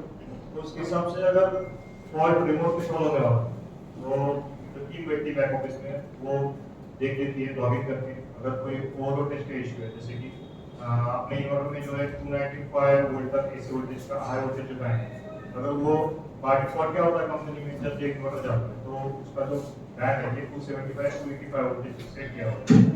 अगर वो साइड पे ओवर वोल्टेज जा रहा है तो कस्टमर की परमिशन लीजिए कि वोल्टेज जो है ये आपका ज़्यादा जा रहा है, अगर आपको एसी वोल्टेज बढ़ाना है तो ये रिमोटली जो है ये उसे एसी वोल्टेज बढ़ा के, अगर मान लो 285 सेट किया हुआ है 290 जा रहा है, तो ये जो एसी बैंड है बढ़ा के कोई इन्वर्टर मतलब क्या जो फॉल्ट आ रहा है वो रिमूव किया जाता है। और दूसरे प्रॉब्लम है जैसे कि 2-3 दिन पहले एक इशू आया था कि एक एमपीपीटी चलता दूसरा चल नहीं रहा है, तो उसमें क्या होता है बेसिकली 2-3 तरह के इशू रहते हैं। या तो डिस्कनेक्शन हो सकता है, या तो फिर एक एमपीपीटी सही कनेक्टेड है, एक रिवर्स वगैरह रह सकती है, ये तो वायरिंग साइड का इशू होगा। इसमें तीसरा और इशू हो सकता है कि इन्वर्टर साइड से कोई इशू, ठीक है, मैं ऐसा बोल नहीं रहा हूँ कि पूरा वायरिंग साइड का इशू, तो इन्वर्टर साइड का भी इशू रह सकता है। तो उस केस में क्या है, अगर ये वीडियो कॉल करके या फिर अगर साइड पे इंजीनियर से बात करके ये लूज कनेक्शन है तो सॉल्व किया जाता है। अगर ये हो नहीं रहा है, जो इंजीनियर जो होते हैं जो कस्टमर साइड पे इंजीनियर तो साइड पे हो नहीं रहा है सब, तो इमीडिएटली वो जो सीआर है उसमें इंजीनियर जो है विष्णु या अभी दिखाने के लिए नया इंजीनियर अपॉइंट किया हुआ इस सबसे वो आ गया है, तो ये इंजीनियर को असाइन किया जाता है और इंजीनियर को तुरंत जो है एक लिंक चली जाती है, मतलब इसमें पूरी डिटेल बताई जैसे कि इन्वर्टर की capacity, serial number, location, customer का नाम, कौन से डीलर से लिया हुआ है वो, और उसके बाद में उसके लॉगिन आईडी पासवर्ड फोटो जो है ये पूरा का पूरा जो डेटा है ये इंजीनियर को चला जाता है। इंजीनियर वो चेक करता है, इंजीनियर की लिस्ट में आता है, इंजीनियर चेक करता है लोकेशन कौन सा है, क्या इंजीनियर पहुंच जाता है। इंजीनियर पहुंचने के बाद में फ्लाइट अटेंड होती है, कौन सा इश्यू रिजल्व हो जाता है। अगर रिजल्व होने जैसा इश्यू है, कोई रिवर्स पोलैरिटी है या तो फिर कोई एक्सटर्नल फॉल्ट है तो वो हो जाता है। उसके बाद में इंजीनियर जो है उसको रिपोर्ट होता है, रिपोर्ट करने के बाद में वो जब सर्विस इंजीनियर जो है ये रिपोर्ट वो क्लोज करेगा तो कॉल क्लोज होता है और वो जो इश्यू रिजॉल्व होता है। अगर इश्यू पेंडिंग है तो वहाँ पे जो पोर्टल है हमारा उसको पेंडिंग दिखता है, तो वो हाई प्रायोरिटी में हमें वहाँ पे दिखता है, ताकि अगर हाई प्रायोरिटी में है तो उस पर अभी कोई एक्शन हुआ नहीं हुआ है हमें पता चलता है। अभी मैं थोड़ा जीरो एक्सपोर्ट के बारे में बताऊंगा। देखिए अपना प्रोडक्ट से जीरो एक्सपोर्ट सर ने बताया कि ये जीरो एक्सपोर्ट जो है ये हम ऐसी जगह पे लगा सकते हैं जहाँ पे नेट मीटर लगाना मतलब लग नहीं सकता है, कोई ऐसी स्टेट से जो जीरो एक्सपोर्ट मतलब जो नेट मीटर है उसको अनुमति नहीं देती। और कई जगह पे ऐसा होता है कि नेट मीटर के लिए अप्लाई करते हैं पर 2 महीने, जैसे कि सर ने मतलब तमिलनाडु स्टेट में साल भर में 6 महीने में नेट मीटर लगना पॉसिबल नहीं होता। तो उस केस में हम जीरो एक्सपोर्ट लगा के जो जनरेशन लॉस हो रहा है वो पूरा का पूरा हमारे जो लोड के लिए यूटिलाइज कर सकते हैं। उसमें और एक चीज मतलब हम कर सकते हैं, जैसे कि हम डीजी के साथ सिंक्रोनाइज कर सकते हैं। सर ने बताया कि अगर इन्वर्टर की साइज जो है मात्र 50 किलोवाट की और डीजी की कैपेसिटी जो 50 किलोवाट की उससे दो साइज की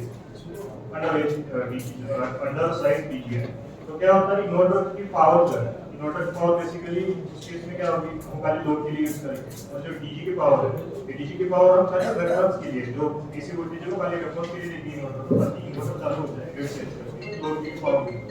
उस केस में अगर लोड कम है या तो लोड की पावर पूरी जीरो है तो होगा क्या, इन्वर्टर की पावर है पूरी डीजी में फिट हो जाएगी और डीजी की वाइंडिंग चल जाएगी। तो उस केस में हम जीरो एक्सपोर्ट लगा के डीजी को प्रोटेक्ट कर सकते हैं। उसमें होगा क्या कि इन्वर्टर की पावर है वो खाली लोड के लिए पूरी होती है और जो जनरेटर के पास सप्लाई जा रही है वो पूरी ब्लॉक हो जाएगी। इसमें बहुत जगह ऐसा होता है कि पावर फैक्टर का इशू आता है। कितना इन्वर्टर लगाने से पहले पावर फैक्टर सीखना और कितना इन्वर्टर लगाने के बाद पावर फैक्टर जो है फ्लक्चुएट होगा। तो उस केस में भी क्या कर सकते हैं कि जो इन्वर्टर का जो पावर फैक्टर जो रहता है कंपनी से कौन सा भी इन्वर्टर हो, उसका बाय डिफॉल्ट पावर फैक्टर जो रहता है वो यूनिटी रहता है। तो इन्वर्टर में जो है पावर फैक्टर -0.8 से लेकर 0.8 तक वर्क करने की कैपेसिटी रहती है। तो इन्वर्टर का पॉइंट पावर फैक्टर जो हम चेक करते हैं ये प्रॉब्लम रिमूव हम वैनिश कर सकते हैं। अगर आपको फाइनल कॉन्फ़िगरेशन या जीरो एक्सपोर्ट या इन्वर्टर के बारे में कोई भी डाउट रहता है तो आपका कोई पुराना इशू पेंडिंग है तो आप मुझे पूछ सकते हैं।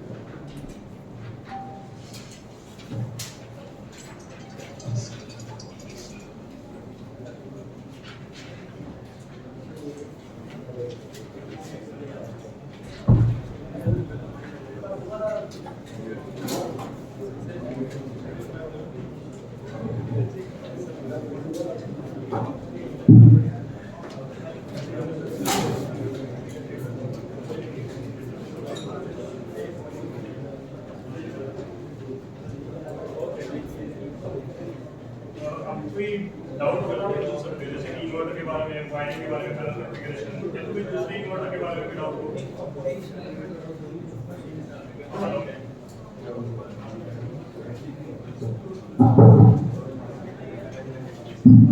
अगर आपको कोई डाउट है जैसे कि पैनल कॉन्फ़िगरेशन हो या तो फिर जीरो एक्सपोर्ट, पावर फैक्टर या कोई टेक्निकल डाउट है दूसरा, कोई दूसरे इन्वर्टर के बारे में कोई डाउट है जो सब सॉल्व नहीं हो पा रहा है तो आप पूछें।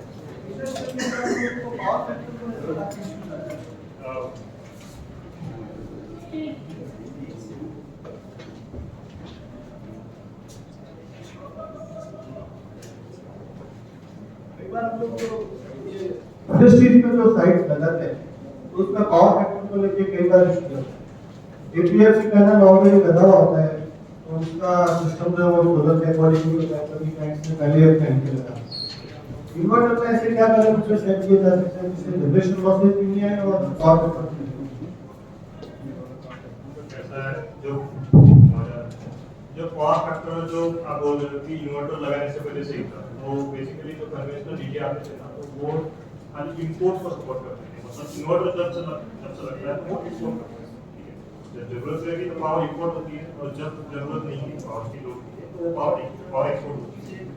तो जो एपीएफसी रहता है वो खाली सिंगल कन्वर्टर मतलब खाली इंपोर्ट के लिए सपोर्ट करता है, मतलब बाहर से अगर पावर आ रही है तो खाली उसको सपोर्ट करता है।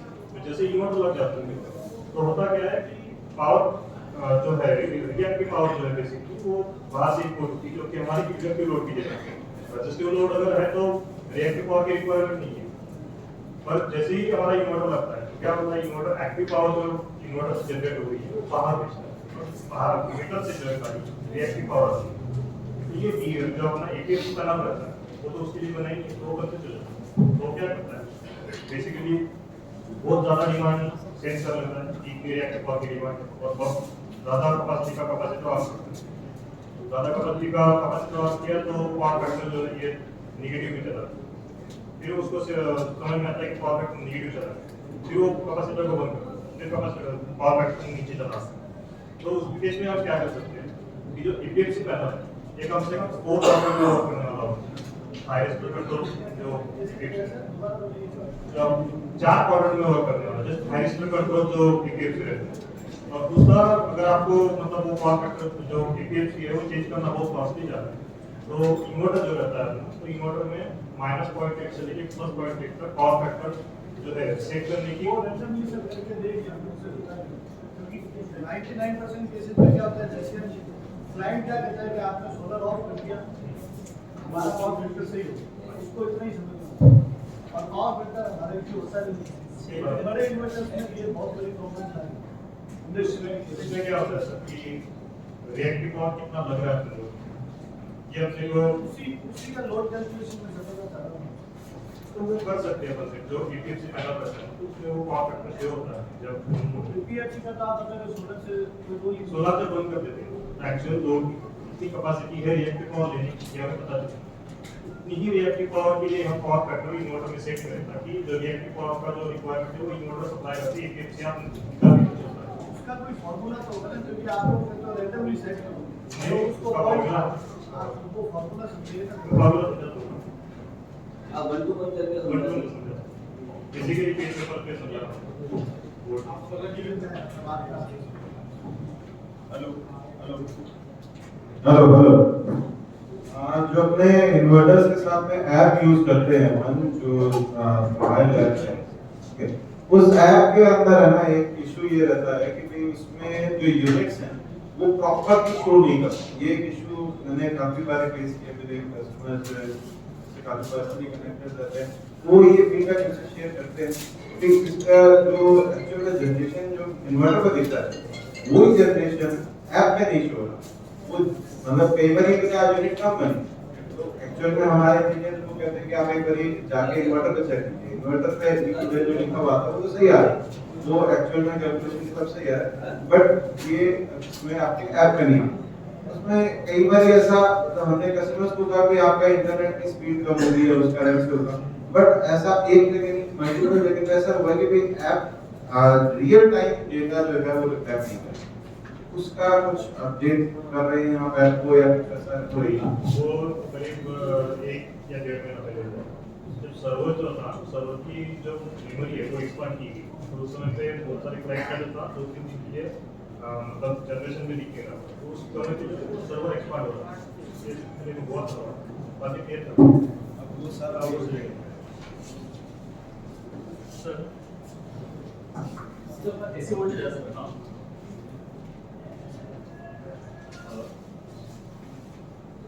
हेलो, तो मैं ऐसे वोल्टेज कैसे होता है? अदर इन्वर्टर में क्या होता है कि इससे कोई कंट्री को डालोगे ऑटोमेटिकली अंडर वोल्टेज और वोल्टेज चढ़ जाता है 150 to 90 वाट तक। तो अपने जो आपने सर ने बताया 142 से 300, तो ये कोई मैनुअली करना पड़ेगा या फिर कोई कोड से सेट है? तो ऐसा मैन्युअली नहीं किया, आप भी कर सकते हैं। स्मार्ट पेन अपना एप्लीकेशन है, तो स्मार्ट पेन अपना एप्लीकेशन है, उसमें आप सब कुछ जाके सेव कर सकते हैं। बेसिकली क्या रहता है कि जैसे कि केरला का केस है, ठीक है, केरला साउथ पे 262 ये मैक्सिमम वोल्टेज अलाउ करते हैं। 260 तो हायर रेंज और 192 तो लोअर रेंज। तो बेसिकली इन्वर्टर जब मैन्युफैक्चर होता है तो मतलब हमें पता नहीं रहता इन्वर्टर जाने का, तो जो बेसिक रेंज है ये 270 से 275 के बीच में रहता है। जब साइड पे अगर कोई इशू आता है जैसे कि ओवर वोल्टेज आ रहा है, ये हम रिमोटली चेक कर सकते हैं, तो आप भी चेक कर सकते हैं। मैन्युफैक्चरिंग की बात कर रहा हूं मैं, जो 5 वॉट से ऊपर इन्वर्टर थ्री फेज उसका डीसी स्विच मिलता है, जो छोटा इन्वर्टर है 5 किलोवाट से नीचे वाला सिंगल, उसका सर डीसी स्विच नहीं होता। वो आप रिक्वायरमेंट साइड आपको जरा दूर है हां क्या और फिर से वहां का इन्वर्टर ऑफ करना है, वहां से फ्यूज निकालना पड़ता है बी साइड। इसमें हमारे पास एक विद डीसी स्विच है, एक विदाउट डीसी स्विच। हाँ। और अभी क्या होता है, डीसी स्विच का प्राइस मैंने जैसे बताया, हम लोग चाइनीज वाला यूज नहीं करते, वो सस्ता है, क्योंकि उसका फेलियर ज्यादा है। हम लोग सेंट्रा में के जापानी का यूज करते हैं, इसकी कीमत ज्यादा है। मैं अगर अपना इन्वर्टर आपको 25,000 में दे रहा हूँ, मैं 2 साल के साथ देता हूँ, 26,000 की या आप मार्केट में 27,000 में आप लोगे नहीं, लगा दूंगा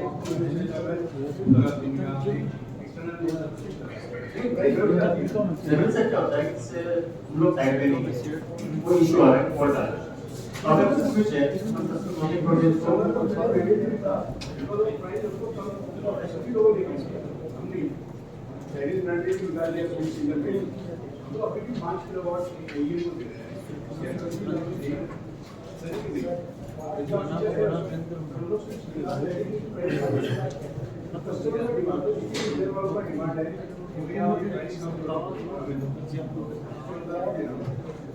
कस्टमर कैसा है वहाँ देना और थर्ड तरफ से एक कस्टमर सपोर्ट होता है सर ये काम, तो जर्मनी के कस्टमर सिस्टम होता है वो अपडेट करता है और अभी इस पर लीड करता है। तो आईडिया के भी हमें एक काम में आता है जब सपोर्ट रिगार्डिंग इशू है हमारे सपोर्ट रिगार्डिंग इशू होता है हमारे इंटरनेट में, तो बहुत बुरा कस्टमर सपोर्ट मिला बहुत, ठीक है। दिक्कत नीचे साइड का पूरा काम सारा एक साइड है, हम वो कंफ्यूज है आठ से बाद काफी बार जनरेशन मतलब आगे वैसे तो इसी कंडीशन में बहुत ज्यादा इश्यूज है on side service next day कैसे इसलिए सर ये जो लोकल इंजीनियर है अब वो भी दीवार के बाद में उसको अपॉइंट कर बेसिकली पहले क्या होता था कि ये जो इंजीनियर है ये जयपुर से आते हैं, तो उसमें 1-2-3 चीजें होती हैं, तो बेसिकली ये लोकल इंजीनियर का कोई भी अगर इशू है तो आपको 1 से 2 इंजीनियर एक दिन इशू है सर मनमोहन जी या कैसे बात इसके अलावा भी काफी लोग यहाँ इंक्लूडिंग देन अरेस्ट केस हुआ हम अपने कहीं से खरीदा हुआ है पहले या खरीद के उसके बाद रिगार्डिंग क्या रहेगा एक बहुत ही अच्छा प्रश्न है ऐसे काफी ऐसे इस तरह का मतलब है एक में ऐसा वेरिएशन एक वेरिएशन हमारे जो बाहर के डिस्ट्रीब्यूटर हैं दिल्ली है उन्होंने ऑलरेडी बोल दिया कि आपको राजस्थान में लेना है, क्योंकि राजस्थान में अल्टीमेटली हमारे ऑथराइज डीलर और जो कुछ होता है उनके पास भी इन्फॉर्मेशन जानी चाहिए। कभी कभी क्या होता है गुजरात में अभी कोई कस्टमर है कि कोई गुजरात में आपको पता है जैसे 650 मेगावाट का प्लस राजस्थान में 50 मेगावाट, तो 650 मेगावाट है, उसके लिए हमें एक स्पेशल प्राइस मांगे और स्पेशल उसमें से फीचर भी हमने निकाल दिया जिसके कारण प्राइस भी कम हो गया, तो उसकी वजह से उनकी प्राइस कम हो जाती है। यहाँ और उसमें डिफरेंस देखिए 1000 का हो जाता है, क्योंकि वो प्रोडक्ट अलग है, ये आपको पता नहीं होता है या उनको पता नहीं होता है, गुजरात वालों को पता होता है। तो वो क्या करते हैं, आपके यहाँ का कोई डीलर है उसको पता चल जाता है कि अब ये जो व्हाट्सअप है इमीडिएटली सबको पता चलता है रेट क्या है। तो हमने अभी क्या कर दिया है, स्टिकरिंग कर दिया है कि भाई हमारा inverter is to be sold only in Gujarat, Gujarat के बाहर जाता है तो उसकी सर्विस नहीं है, क्लियरली मेंशन। और जो भी डिस्ट्रीब्यूटर ऐसा करता है, तब गुजरात से सपोज राजस्थान में दिया है तो उसको हम लोग 5000 का पेनल्टी देते हैं। और सेकेंडली कस्टमर को यहाँ के एपीसी प्लेयर ने अगर वहाँ से लिया हो, क्योंकि 1000 रुपये का डिफरेंस है तो डेफिनेटली कुछ लग जाता है और उसको बाकी का कंज्यूमर क्या हुआ पता नहीं, तो हम लोगों ने अभी वो बंद कर दिया, अभी उन लोगों को सर्विस हम लोग नहीं। तो इसमें एक बहुत बड़ा आ रहा है कि भाई कस्टमर ने तो ले लिया ऑलरेडी, तो वो कस्टमर को हम लोग अपनी सर्विस दे रहे हैं। तो प्रॉब्लम हम लोगों ने हमें सबको बता दिया कि किसी और से आपको ये इन्वर्टर लेना नहीं है, ऑथराइज जो डिस्ट्रीब्यूटर है या ऑथराइज आपके यहाँ पे कोई डीलर असाइन किया है राष्ट्रीय जी ने, जिसको उन्होंने ऑलरेडी लेटर दिया है या उसी के थ्रू आपको सर्विस या उसी के थ्रू आपको लेना है। दिस इज बेनिफिट, मतलब आप ऐसा नहीं कि किसी के डिस्ट्रीब्यूटर से आप लोगे और सर्विस के लिए फिर कस्टमर का इशू आ जाएगा कि आप सर्विस नहीं दे पाओगे उसको, क्योंकि कंपनी बोलेगा कि हम लोग नहीं देंगे, क्योंकि हर सीरियल नंबर का एक बहुत इंपॉर्टेंट, तो सीरियल नंबर पे ही हम लोग चेक करते हैं कि सीरियल नंबर किसको गया, कौन से डिस्ट्रीब्यूटर को गया। तो मैंने कहा कि ये आप थोड़ा सा जब भी आप देना चाहते हैं तो प्रॉब्लली काशीबाजी को डायरेक्ट कॉन्टेक्ट करके बात करें, rather getting it to some other states. अभी जैसे इन्होंने बताया कि केरला में मेंटेन किया, मतलब जो यूटिलिटी कंपनी है वो डायरेक्टली पे कर देती है, क्योंकि वहाँ पे वो लिखा है सीएसडी लेवल 2% का रहता है, जनरली और जगह पे 3% का टीएचडी प्लस आपका 260 के ऊपर वोल्टेज ज़्यादा नहीं चाहिए, मतलब इन्वर्टर आपका बंद होना चाहिए। मतलब यहाँ पे देखेंगे तो आप 270 वोल्ट लगी हुई ग्रिड में ही रहता है, तो आपका अगर 270 वोल्ट है तो इन्वर्टर चलेगा ही नहीं। तो अगर वो प्रोडक्ट मैं यहाँ पे देता हूँ तो चलेगा ही, वो भी इशू आएगा। तो इसके लिए जहाँ हर स्टेट है वही स्टेट के लिए हम लोग पर्टिकुलर इन्वर्टर, राजस्थान के लिए राजस्थान के लिए, गुजरात का प्रॉब्लली मैं रिक्वेस्ट ऐसे करना चाहता हूँ उसको कि आप जो भी कुछ लेना है ऑथोराइज डीलर से अगर कोई और एक मैं आपको एक बताता हूँ, स्लाइड भी देखिए आज का ही है, मतलब आप समझ सकते हैं हमारा प्रणव करके इंजीनियर 26 का है, सिम्को इंजीनियर करके कोई कंपनी है, उनके पास वो गया था जो सिम्को कंपनी है वहाँ पे विजिट की 5 किलोवाट का इन्वर्टर का सीरियल नंबर टिकट नंबर जो कस्टमर जो जनरेट करता है मतलब लाइन पे उसको टिकट नंबर एक जनरेट होता है। तो इसमें क्या हो गया है 24 AC side connection rule inverter internal side earthing connection not earth. अभी इन्वर्टर का अर्थिंग ही नहीं है, तो अर्थिंग नहीं है तो डेफिनेटली F20 प्रॉब्लम है, तो मेरा इंजीनियर गया वहाँ पे सॉल्व कर दिया। दूसरा वही कस्टमर सिम्को engineer replacement of inverter install DC side connection drop. अभी इसमें DC साइड का कनेक्शन गलती से पॉजिटिव की नगर नेगेटिव, तो ये क्या होता है, ये क्या करता है कि कोई ठेकेदार को दे देते हैं भैया ये लगा देना, कुछ 10 लाख जाते हैं, तो अभी ठेकेदार क्या करते हैं किसी को कनेक्शन प्रिंट करना है, प्रिंट भी बराबर करते नहीं, हमने बहुत से बात देखी। तो एक आपका 6 स्क्वायर का वायर है, अगर वो स्टैंडर्ड कंपनी का लोगे तो प्रॉब्लली 40 एम्पीयर तक जाएगा, सब स्टैंडर्ड का लोगे तो 20 एम्पीयर पे जाएगा करंट कैरिंग कैपेसिटी, और वो जो छीलते हैं तो उसके 5-6 तो तारे वैसे ही निकल के गिर जाते हैं, तो रहती है उसमें जो तारे रहती है, जब वो एमसी को अंदर जाता है उसके बाद प्रॉपर टूलिंग भी नहीं होती एमसी को, पॉकेट से या प्लायर से दबा फिट करते हैं, तो वो दबाते हैं तो उसमें भी 3-4 तारे वहाँ निकल जाते हैं।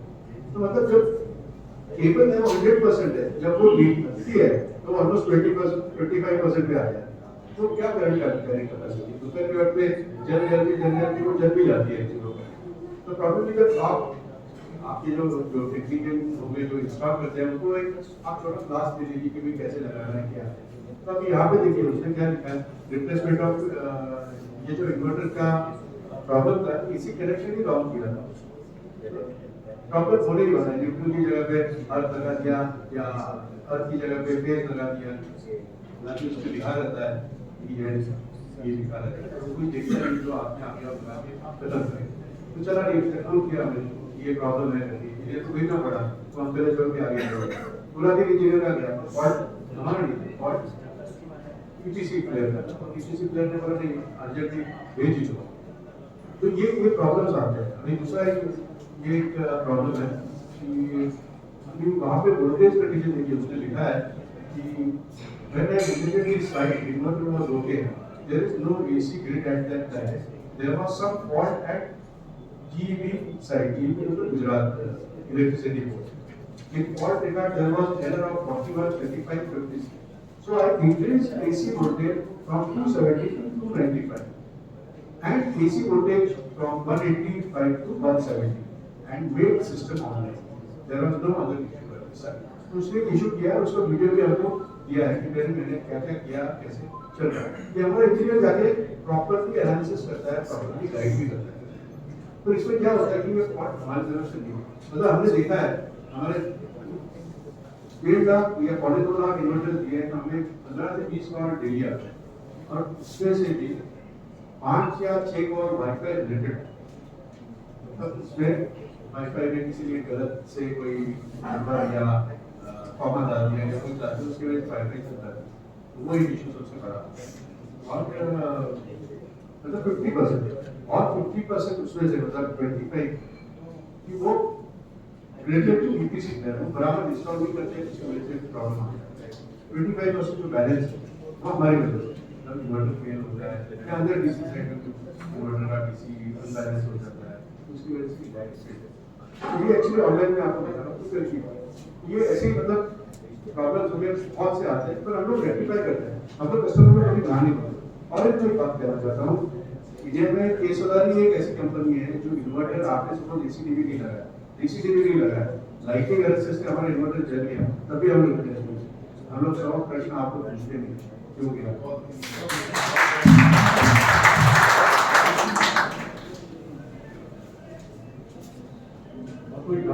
सर एक क्वेश्चन को पासने वाले से सर हम जो आपसे एससीडीपी इसलिए से लेते हैं आपसे, इसका आपका एस्टिमेट सेट कर देगा, ठीक है ना?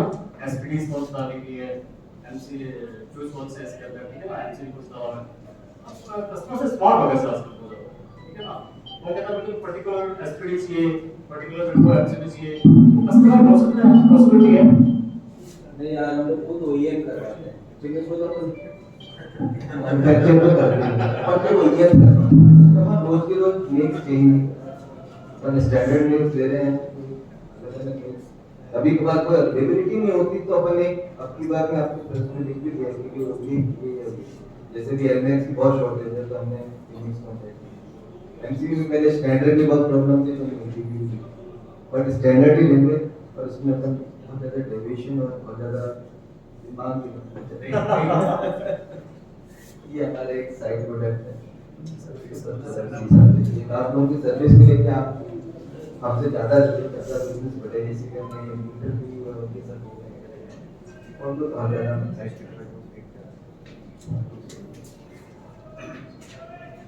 तो सर थोड़ा सा एक बार सर्विस के लिए मैं आप लोगों को ये बोलूँगा कि आप ऑथोराइज चैनल से ही माल खरीदें।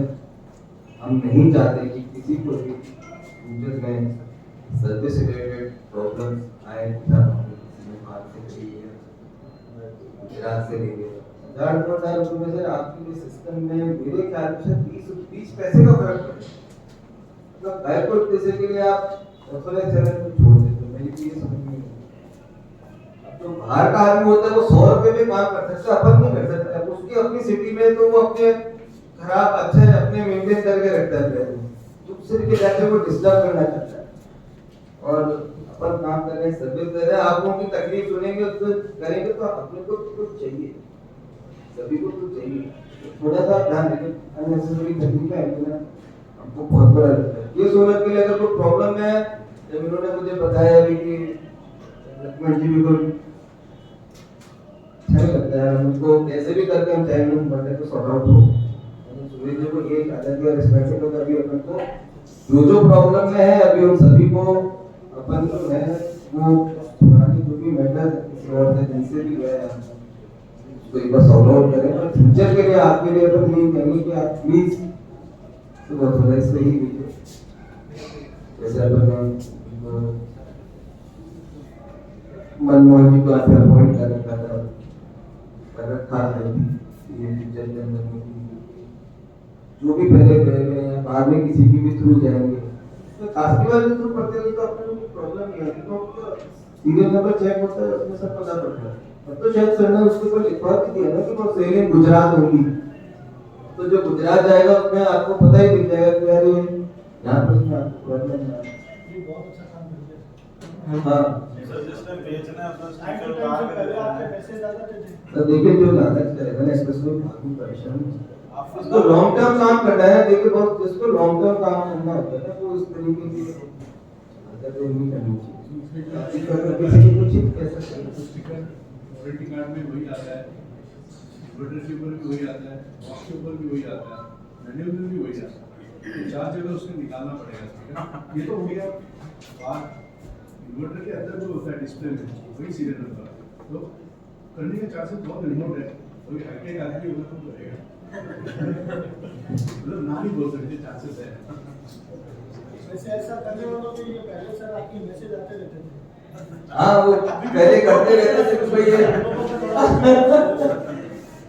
अब क्या है कि बस सुनील जी को कहता हूँ सुनील जी में से एक हल्का सा बोलता है तो यार इसको लास्ट टाइम जैसे हुआ था वैसा होता रहेगा तो सेल बूस्ट ही होगी। आपके लिए पता नहीं आप लोग क्या सोचते हैं कि यार ये तो कितने बड़े उससे कर रहा है और कैसा गेम प्ले करता है पता नहीं, हम तो बहुत सीधे सीधे साफ साफ एक एक करके थे ये कहां से नीचे डालते फिर कभी ऊपर करते हैं। आपने तो आज गेम प्ले कर ही दिया। बैकबॉल भेजने का गेम प्ले हुई ये है। यार ये तो क्या है कि ये तो अब जीतना ही पड़ेगा। ये सही बात है। मैं चाहूंगा कि सुनील जी उन्हें लास्ट अभी हम लोगों से जो अपने से थोड़ा सा अच्छा और जो अपने कस्टमर से किसी का फीडबैक आप तो वो उन्हीं से ले लेंगे ना जो जो अपने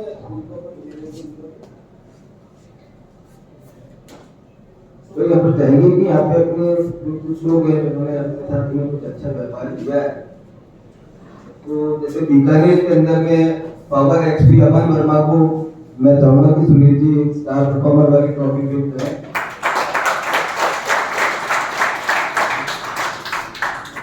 उन्होंने हमसे काफी अच्छा काम किया है और बड़े बड़े इन्वर्टर्स भी 100 किलोवाट पे उसके लगाए हैं। मैं चाहूंगा अमन वर्मा जी इसका जरा फीडबैक दीजिए, आपका कैसा एक्सपीरियंस रहा इसको।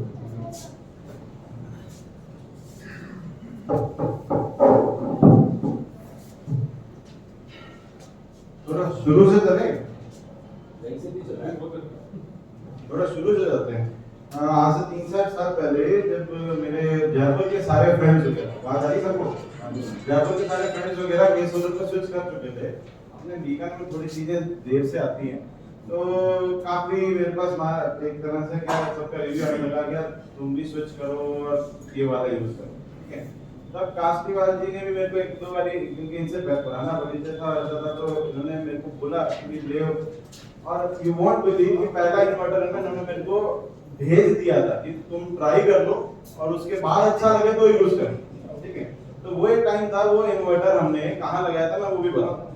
एक छोटा सा प्रोजेक्ट था 5 किलोवाट, ठीक है। रिटायर्ड एक बुजुर्ग आदमी थे 65 साल के, ठीक है। उनके पास पूरा टाइम था और उनके यहाँ पे न जाने क्या वहाँ फ्लॉट फॉल्ट आता था, वहाँ पे वोल्टेज फ्लक्चुएशन वगैरह इतनी रहती थी कि मैं 3 इन्वर्टर वहाँ पे रिप्लेस करा चुका था पहले जो भी मेल लगा था, ठीक है।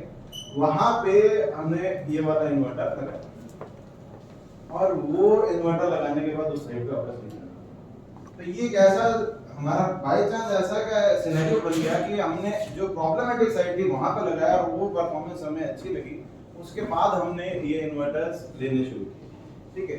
ये तो हो गया हमारा इनिशियल स्टार्ट, ठीक है। अभी रिसेंटली हमने बड़े प्रोजेक्ट्स के अंदर काफी हमने देखिए काफी टाइम हो गया हमें बिजनेस में, तो हमने सारे इन्वर्टर्स यूज किए। तो उसमें हमने ये वाला इन्वर्टर कभी बड़े प्रोजेक्ट्स में नहीं यूज किया था, मतलब 10, 15, 20 किलोवाट तक हम यूज करते थे, उसके ज्यादा हम लोग ये नहीं लगाते। तो कास्टीवाल जी एक दिन मेरे से फोन पे बात हो रही थी, उन्होंने कहा कि भाई बड़े वाले को भी एक बार ट्राई करके देखो, क्योंकि और प्लेयर्स भी ट्राई कर रहे हैं और वो करके देखो। ठीक है, तो मैंने ठीक है, मैंने एकदम से उस चीज को नहीं माना। इस चीज को एक बार के लिए यही रोकिए, पहले मैं आप सबसे कुछ पूछना चाहूंगा, यहाँ पे ऐसे कौन लोग हैं जो 1 साल या उससे पहले से सोलर में काम कर रहे हैं? वो अपना हाथ ऊपर करें। जो 1 साल से पुराने हैं, 1 साल से पहले, ठीक है, अब हाथ ऊपर ही रखिएगा 1 मिनट के लिए ठीक है, इसमें से ऐसे कौन से हैं जो 1 साल या 2 साल से पुराने हैं? वो हाथ ऊपर रखिएगा, बाकी नीचे कर लें एक बार। अब ऐसे कौन से हैं जो 3 साल पहले से काम कर रहे हैं? वो हाथ ऊपर रखिएगा, बाकी नीचे। अब 5 साल वाले भी हैं तो वो हाथ ऊपर रखें और नीचे। अब मुझे इन 5 साल वालों से ये पूछना है कि महीने के एवरेज कितने कॉल्स आ जाते हैं जो 5 साल पहले प्लांट लगाए गए, और जब वो आते हैं तो कैसा फील होता है? तो ये एक प्रॉब्लम थी। मैं अपने बारे में बताऊं तो हम लोग 7th ईयर में रनिंग है, 7 साल, 2015 से हम लोग कर रहे हैं बीकानेर के अंदर ये चीज, और 7 साल हमारे पुराने, सबसे पुराने प्लांट को हो गए। और आप मानेंगे नहीं कि एक छोटा सा 5 किलोवाट का इन्वर्टर बंद होता था तो हमारे लिए 5 किलोवाट का है, बट उस क्लाइंट के लिए उसका वो एक सोलर प्लांट का इन्वर्टर है, उसका पूरा सोलर प्लांट है। तो वो अपने पूरे जी जान से चाहता है कि मेरा इन्वर्टर जल्दी तैयार हो, बट हमारे उस टाइम पे अगर 300-400 किलोवाट का प्लांट चल रहा हो और हमारी टीम ऑक्यूपाइड हो, हम उसमें उस 5 किलोवाट को शायद वो तवज्जो ना दे पाए। उस टाइम पे हमारे साथ एक इन्वर्टर पार्टनर जुड़ जाता है, एक इन्वर्टर सपोर्ट जुड़ जाता है कि उनका टीम सपोर्ट हमें हाथों मिल जाता है। अभी ये टीम सपोर्ट मैंने इसी महीने में मेरे 100 किलोवाट इन्वर्टर के अंदर भी मैंने पर्सनली नहीं मिला, मेरी टीम में तैयब है, उन्होंने शायद फोन कर 2 बारी विजिट लगानी पड़ी, 2 बारी विजिट के लिए बकायदा इंजीनियर आया और मेरे को मेरे लड़के नहीं भेजने पड़े, मैंने बाय विल जरूर एक बारी के लिए भेज दिए कि क्योंकि बड़ा प्लान था। तो ये सपोर्ट जयपुर से भी मिला, ठीक है, 2 दिन लगे उनको क्योंकि उनका शेड्यूल रहता होगा। उसके बाद अभी जैसे कास्टीवाल जी ने बताया कि एक इंजीनियर यहाँ अपने बीकानेर के लिए डेडिकेटेडली रख दिया है, तो आई एक्सपेक्ट कि अब और ज्यादा बेनिफिट अपने को हो पाए, क्योंकि देखिए अपन अब जिस गति से सोलर लग रहा है, हर कोई महीने के 3, 4, 5, 10, 15 प्रोजेक्ट्स कर रहा है। अब वो प्रोजेक्ट्स एक बार ही करता है इंसान, हम ईपीसी प्लेयर्स हैं, हमें रोज कमाई नहीं मिलती, हमें कमाई सिर्फ तब मिलती है जब हम प्लांट लगाते हैं। और उसके बाद वो जब 5 साल का मेंटेनेंस है, उस टाइम पे वो कितनी बार उस साइट पे जाना पड़ता है, वो चीज हम अभी प्रिडिक्ट नहीं कर सकते, पर उसमें जितनी बार हमें कम जाना पड़े इन्वर्टर मैन्युफैक्चरर के सपोर्ट के कारण, वो मेरे ख्याल से काफी बेनिफिशियल पॉइंट है। ये पॉइंट दूसरे मेक्स में मुझे पर्सनली नहीं मिला, इसी कारण से मैंने के सोलर इन्वर्टर्स को अपने काफी परसेंटेज ऑफ प्रोजेक्ट्स में हमने यही एंडोर्स करना शुरू कर दिया। हमने चाइनीज भी लगाए, इंडियन इन्वर्टर भी अगर इतना अच्छा परफॉर्म कर रहा है तो मेरे हिसाब से बेहतरीन बात है। और मैं सुनील सर को बहुत बहुत बधाई देना चाहूँगा कि उन्होंने इतना अच्छा इनिशिएटिव लिया 2012 में कि आज हम उसका बेनिफिट लेते हैं। थैंक यू अमन, बहुत ही अच्छे व्यूज दिए आपने। मैं मतलब अब आप लोगों को मैं ये भी कहना चाहूँगा कि आप लोगों के मन में कईयों की ये भ्रांति है कि ये सोलर जो है 10-15 किलोवाट तक के लिए बढ़ेगा और ऊपर के लिए नहीं। मैं आपको ये भी बता दूं कि हम लोग ऑलमोस्ट हर महीने 50 किलोवाट और 1 मेगावाट से ऊपर का साइज है, 1 या 1.5 मेगावाट ऊपर का माल जो है 50 किलोवाट है अबव साइज। तो ये नहीं है कि और रिपीटेड क्लाइंट्स है, अभी हमारे जयपुर में एक है वो सिर्फ 50 किलोवाट है डबल ही बेचता है। इट इज योर कॉन्फिडेंस कि आपको ये पता होना चाहिए कि यार ये तो है नहीं कि केस वाला छोटे में अच्छा बनाएगा, बड़े में क्यों नहीं अच्छा बनाएगा। आप ट्राई करके देखिए। और अमन वर्मा ने अभी जैसे 100 किलोवाट के एक साथ 3 इन्वर्टर लगाए हैं, तो I think they must be running well. 300 kilowatt का एक प्रोजेक्ट में भी 300 मल्टीपल इंडस्ट्रियल प्रोजेक्ट्स में बहुत लगा के एक्सपीरियंस है। 50 किलोवाट के भी लगाए। तो आप को मैं ये कहूँगा आप लगाइए, हम पीछे आपके साथ हैं, आपको कहीं तकलीफ नहीं आने देंगे, बस इतना से मैं कहना चाहूँगा। और बीकानेर से एक और है हमारे मनमोहन जी ने अभी भी बताया था मुझे कि एक रिदम सोलर करके हैं जिनको उन्होंने हमारे यहाँ पे बीकानेर में बहुत अच्छा काम किया है। उन्हीं की आपको सम्मान करेंगे।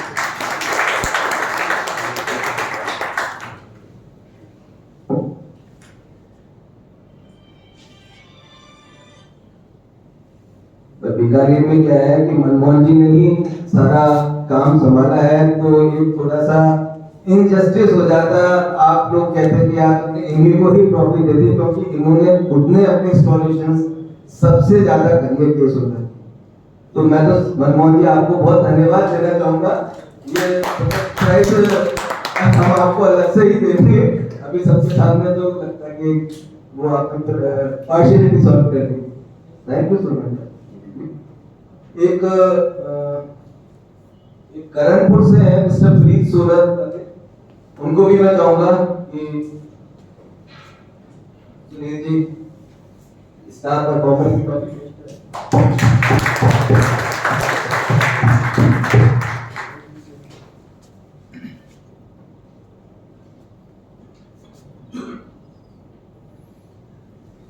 और संगरिया से विनायक सूरत।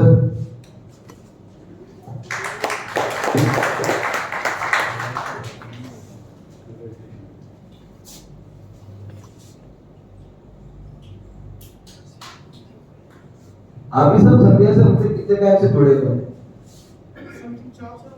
4 साल। आप कुछ कहना चाहेंगे इस वजह के लिए? देखो सर, मैं बाकी ज्यादा कुछ तो नहीं बोलता, लेकिन मैं आपको एक चीज कहना चाहता हूँ।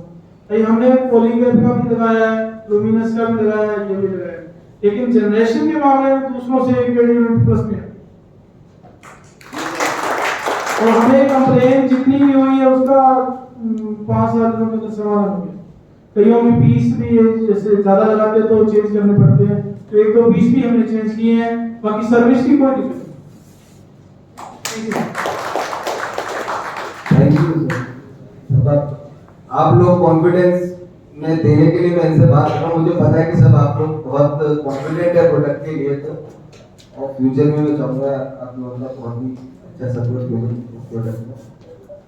अब वो आपको अपन बात कर लेते हैं स्कीम की। आपको मिलेगी प्राइजेस भी, नहीं प्राइजेस स्कीम।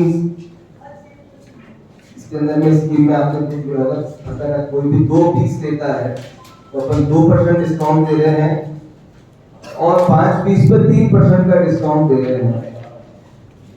और उसके ऊपर में जो है टोटल 3 महीने की स्कीम है 31 जनवरी तक की। उसमें अगर अपन 10 लाख की स्कीम करते हैं बेसिक वैल्यू पे, उसके साथ में अपनी पीसीडीबी डीसीडीबी भी शामिल कर दिया, तो अपने को बैंकॉक लेते हैं और जा रहे हैं कि अगली डीलर भी बैंकॉक में हो। तो एक बहुत ही अचीवेबल टारगेट दिया है, और जस्ट इन केस कि कोई भी उसको अचीव नहीं कर पाता है, क्योंकि हम जो ये भी स्कीम है इसका कोई पैसा तो कुछ नहीं मिलेगा, जाना बाहर ही पड़ेगा। और दूसरी बात, बाई चांस कोई है कि मैं 5-6 लाख इतना ही कर पाता हूँ, या तो वो किसी भी साथ में अटैच हो जाए, हम लोग जो है हमारे साथ में कोई भी लेगा माल, तो हम उसको 3% का डिस्काउंट एक्स्ट्रा देते हैं। यानी कि जो 2 पीस लेता है तो 2 + 3% 5% का डिस्काउंट देके उससे हम रिटेल में लिखवा देंगे कि हम इस स्कीम में आगे नहीं बढ़ना चाहते, बैंकॉक स्कीम में नहीं जाना चाहते। तो मतलब अगर आप ये देखोगे तो 5% का तो आपको एक मिनिमम लेवल के ऊपर में डिस्काउंट हम दे रहे हैं। ये डिस्काउंट हमने अभी ये 3 महीने के लिए रखा है, कि जिससे कि जो आप लोग अभी दूसरी कंपनीज के जो साथ में कोई चाइनीज कंपनी के साथ जो जुड़े हुए हैं, आप हम लोगों के साथ जुड़ के देखें, प्रोडक्ट्स हमारे लगाए, आपको कॉन्फिडेंस बढ़ेगा, तो अपन 3 महीने बाद कुछ और बड़ा अच्छा साथ में कर पाएंगे। ठीक है बॉस, कोई प्राइसिंग में कुछ भी तेजस जी से बात करना तो तेजस जी, सबसे पहले तो थैंक यू, आपका सपोर्ट बहुत रखा है।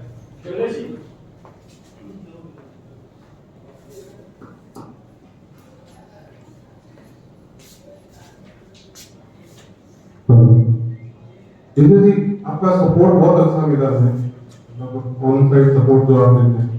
एक रिक्वेस्ट है आपसे कि एक जो स्मार्ट क्लाइंट जो आपकी ऐप है उसका कोई वेबिनार अरेंज करें, एक ऐसा वेबिनार जिसके अंदर हम बहुत सारी चीजें जो आप लोगों पे डिपेंडेंट रहते हैं, जैसे आपके पास में ऑलमोस्ट बहुत यही रहती है कि आप ये जो 550 वॉट के जो 17 एम्पीयर और आउटपुट के जो मॉड्यूल्स थे उनको मर्ज करवा दीजिए, पैरेलल करवा दीजिए, तो वो तो काम है। और दूसरा एक जो एडमिन पैनल जो बताया गया था, वो एडमिन पैनल कैसे बनाया जाता है, तो सबके पास में ऑलमोस्ट 20, 25, 50, 100 क्लाइंट्स हैं, तो वो एक साथ में एक एडमिन पैनल पे हम लोग कैसे देख सकते हैं, उसको रेंज करने के लिए जितनी बार मैंने पूछा तो आपने जो टीम है वो ये कि हमको यूजर आईडी पासवर्ड शेयर कर दो, हम अपने आप बता देंगे। वो शायद इतना इजी नहीं है, हर किसी के लिए इतना कन्वीनियंट नहीं है कि वो सब यूजर आईडी दे सके। हमारे पास में है, हम धीरे धीरे धीरे उसको अपना मैनेज करते हैं। जैसे कि सर ने बोला कि वोल्टेज का जो रेंज है वो बढ़ाना है, तो आप जो यूजर आईडी पासवर्ड है वो कंपनी में भेज दीजिए, हम बढ़ा के आपको। तो उसमें क्या हम आपको क्यों नहीं दे पाते, क्योंकि आपको बेसिक उसका ट्रेनिंग दिया गया है, ठीक है। तो आप जो बोल रहे हैं वेबिनार का, तो वेबिनार में वो चीजें हम क्लियर कर सकते हैं, जो कि वोल्टेज पैरामीटर है, फ्रीक्वेंसी है, जिससे आप कोई डीजल जनरेटर लगा रहे हो उसकी फ्रीक्वेंसी बढ़ाना, कि डीजल जनरेटर का फ्रीक्वेंसी रहता है वो करीब 45 के बाद उसमें फ्लक्चुएट होता है। बेसिकली जो हम देते हैं 51.5 और 47.5, तो वो कैसे बढ़ाना है, कैसे वैरी करना है, उसका एक बेसिक ट्रेनिंग आपको मिल जाएगा जो आप बोल रहे हैं, मैं अरेंज करता हूँ। और उसमें जो आप स्क्रीना के पैनल के साथ में जब मिला, तो उसको बेसिकली इन्वर्टर का एक कमांड देनी पड़ती है, इंस्ट्रक्शन देनी पड़ती है। जब कंपनी से इन्वर्टर आता है तो जो बाय डिफॉल्ट उसका वर्किंग मोड जो होता है एमपीपीटी का, वो इंडिपेंडेंट, अगर दो एमपीपीटी है तो वो इंडिविजुअली अपना अपना काम करेंगे, ठीक है। लेकिन उसमें क्या होता है कि कौन सा एमपीपीटी में 7 करना चाहिए, कौन से एमपीपीटी में 8 करना चाहिए, तो अलग अलग काम। जब आप स्क्रीना का मॉडल लगाते हैं तो उसमें सिर्फ 17 एम्पीयर, तो उसमें एक एमपीपीटी का करंट 12.5 एम्पीयर, दूसरे का 12.5 एम्पीयर, तो एक स्टिंग हम लगा नहीं सकते, तो 17 एम्पीयर पैनल का करंट है, तो हम क्या करते हैं, दोनों को कंबाइन करते हैं आगे निकल, ताकि हमें जो मैक्सिमम रेंज है करंट वो 25 एम्पीयर मिल जाती है, 12.5। तो उस केस में हम एमपीपीटी का जो मोड है वो इंडिपेंडेंट नहीं रख सकते, क्योंकि इंडिपेंडेंट अगर रखा तो क्या होगा, पहला वाला जो एमपीपीटी है वो 12.5 एम्पीयर ले लेगा, पर इन्वर्टर से अलग ये मोड सेट करने का ऑप्शन है, वो ऑन स्क्रीन जो सिस्टम में जो डिस्प्ले पे आता है, हां इसमें केस मोड में नहीं है, तो आप लोग बारी-बारी से जब हम फोन करते हैं तो आप उसको रिमोट में सेट कर सकते हैं। मैं वही आपको उसका ट्रेनिंग दे दूंगा सबमिट का, तो उसमें खाली इंस्ट्रक्शन रहता है ताकि जो एमपीपीटी मोड वो अगर हम ये सेटिंग नहीं करते, फिर बहुत से लोग क्या करते हैं कि लगा देते हैं और केस लॉग में चलता है तो वाई कनेक्टर लगा के ऐसे छोड़ देते हैं। तो होता क्या है कि उसका जो वोल्टेज है ना, एमपीपीटी अगर इंडिपेंडेंट में वर्क कर रहा है तो क्या करेगा, पहले एमपीपीटी 12.5 एम्पीयर ले लेगा, दूसरे एमपीपीटी को कितना बचेगा, 4%, फिर दूसरा एमपीपीटी क्या करेगा, मैक्सिमम करंट ले लेगा, पहले का जो 12.5 था वो वापस 4 चला जाएगा, दूसरे में 12 चला जाएगा। तो इसमें क्या होता है कि अपना वोल्टेज जो है बहुत रिड्यूस होता है उसके, और जनरेशन का होता है इन दोनों पता चलता है कि जनरेशन नहीं होता, ठीक है। तो उस केस में जो आपको पैरेलल है सेटिंग है, वो पैरेलल सेटिंग इमीडिएटली करना पड़ेगा, जैसे आप वाई कनेक्टर लगाना। और दूसरा जो एडमिन पोर्टल का है, जो एडमिन पोर्टल का जो है उसके लिए आपको मतलब इंस्टॉल 100 प्लान इंस्टॉल किया हुआ, तो वो खुद ऐड कर सकता है, कोई यूजर ने आ गया या तो नया प्लान बना दिया, उसके यूजर ने अपने आप को ऐड कर सकता है। खाली क्या है कि आपका जो इंस्टॉलर अकाउंट बना है उसका यूजर नेम क्या रखना है, पासवर्ड क्या रखना है, वो आपको हमें देना पड़ेगा, ताकि क्या होता है ये खुद आप नहीं बना सकते। हमारा कंपनी का जो एडमिन पोर्टल है हमारा, ठीक है, हमको जो मिला हुआ है, तो वो एडमिन पोर्टल में हम जो है आपका अकाउंट बनाएंगे और वो अकाउंट के नीचे आप आपके इंस्टॉलर का जो यूजर आईडी को डाल सकते हैं। दूसरे इन्वर्टर जो मिल रहे हैं जैसे सोफा के अंदर प्रो एप्लीकेशन जैसी कुछ बनी होगी, उसमें सब एक्सेस करते हैं, उसमें आप ऐसे नहीं कि लिमिट है, आप उसमें 1000 इन्वर्टर डालो, 5000 उसमें भी ऐसा है। हां आप खुद भी डाल सकते हैं, ठीक है। और उसमें ये जो पूरा जो आपको मिलता है 15 साल का करीब आपको उसका डेटा बैकअप मिलता है, तो वो फ्री ऑफ कॉस्ट है, ये बेनिफिट। एक एप्लीकेशन में थोड़ा सजेशन देना चाहूंगा। इसमें क्या होता है, कई बार डेटा लॉगर क्या होता है, जैसे डेटा लॉगर आपको चेंज करना पड़ता है। मान लीजिए डेटा लॉगर खराब हो गया, क्लाइंट को पहले जीपीएस दिया था, अभी वाईफाई सिस्टम उसको दे रहे हैं, तो जैसे डेटा लॉगर चेंज होता है उसका सारा का सारा डेटा जो है वो चला जाता है। तो अगर यूजर आईडी पासवर्ड अगर उसका सेव है, अगर यूजर उसका सेव है, इन्वर्टर का सीरियल नंबर सेव है, तो वो डेटा वापस कैसे पूरा का पूरा रिस्टोर हो सकता है? वैसा कोई ऑप्शन सर आप लोगों को पता? ऐसा कर सकते हैं। आपको क्या करना है कि वो जो पुराना जो लॉगर का नंबर था, वो नया लॉगर का नंबर है वो हमें देना है, हम दूसरा आपका डेटा जो है मस्ट आपको लाइव कर देंगे। उसके लिए आपकी हेल्प लेनी पड़ेगी, बाय डिफॉल्ट हम नहीं नहीं आप नहीं कर सकते। कस्टमर को ऑथोरिटी नहीं रहती। पॉसिबिलिटी है उसकी होनी। Customer का authority नहीं है, but EPC player as an integrator for your inverters. जब आपका एक्टिव फोटो बनता है एक्चुअली क्या है सर, हम लोग जैक्सन के सीए हैं राजस्थान के, तो जैक्सन के आप लोगों को यूएई करते हैं, हम लोगों ने भी देश भर में काफी इन्वर्टर वाया जैक्सन यूज किए हैं। लेकिन एक चीज है, एक चीज सर मैं आपसे और पूछना चाहूंगा, वो इन्वर्टर का जो डायरेक्ट और केस सोलर इन्वर्टर रहता है उसमें क्या कोई डिफरेंस रहता है सर? क्योंकि कई बार हम लोग ये फेस कर रहे हैं, जो हमने डायरेक्ट इन्वर्टर लगाया उसमें प्रॉब्लम हुई आती है। मैं बता रहा हूँ, हमारे पास में करीबन 10 ऐसी कंपनियां हैं जिसको हम लोग OEM देते हैं, नाम नहीं देना चाहता हूँ, आपने खुद होकर मुझे बताया क्या होता है। कोई कंपनी बोलता है कि भाई मुझे ई टाइप का इन्वर्टर चाहिए जिसमें ये फीचर नहीं चाहिए, तो हम लोग जब फीचर कट डाउन कर देते हैं तो कंपनी की थोड़ी प्राइस कम होता है। कोई बोलता है कि मुझे ऐड ऑन करके देना है, सेम कस्टमर बोलता है कि भाई हमको डीसी स्विच मैंडेटरी है, तो उनको मैंडेटरी है तो देना ही पड़ता है।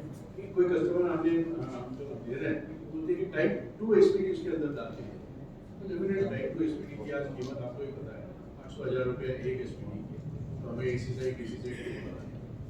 तो ये प्राइस वेरिएशन काफ़ी है इंडस्ट्री में, तो आप जैसे चाहेंगे वैसे हम लोग OEM को बना के, तो हमारा जो प्रोडक्ट होगा अभी जैसे प्राइस तो वो हमने ऐसा मीडियम इसमें लेके आया है कि उसमें बहुत ज़्यादा फीचर्स नहीं है और कम भी फीचर्स, तो it is value for money, that is more important.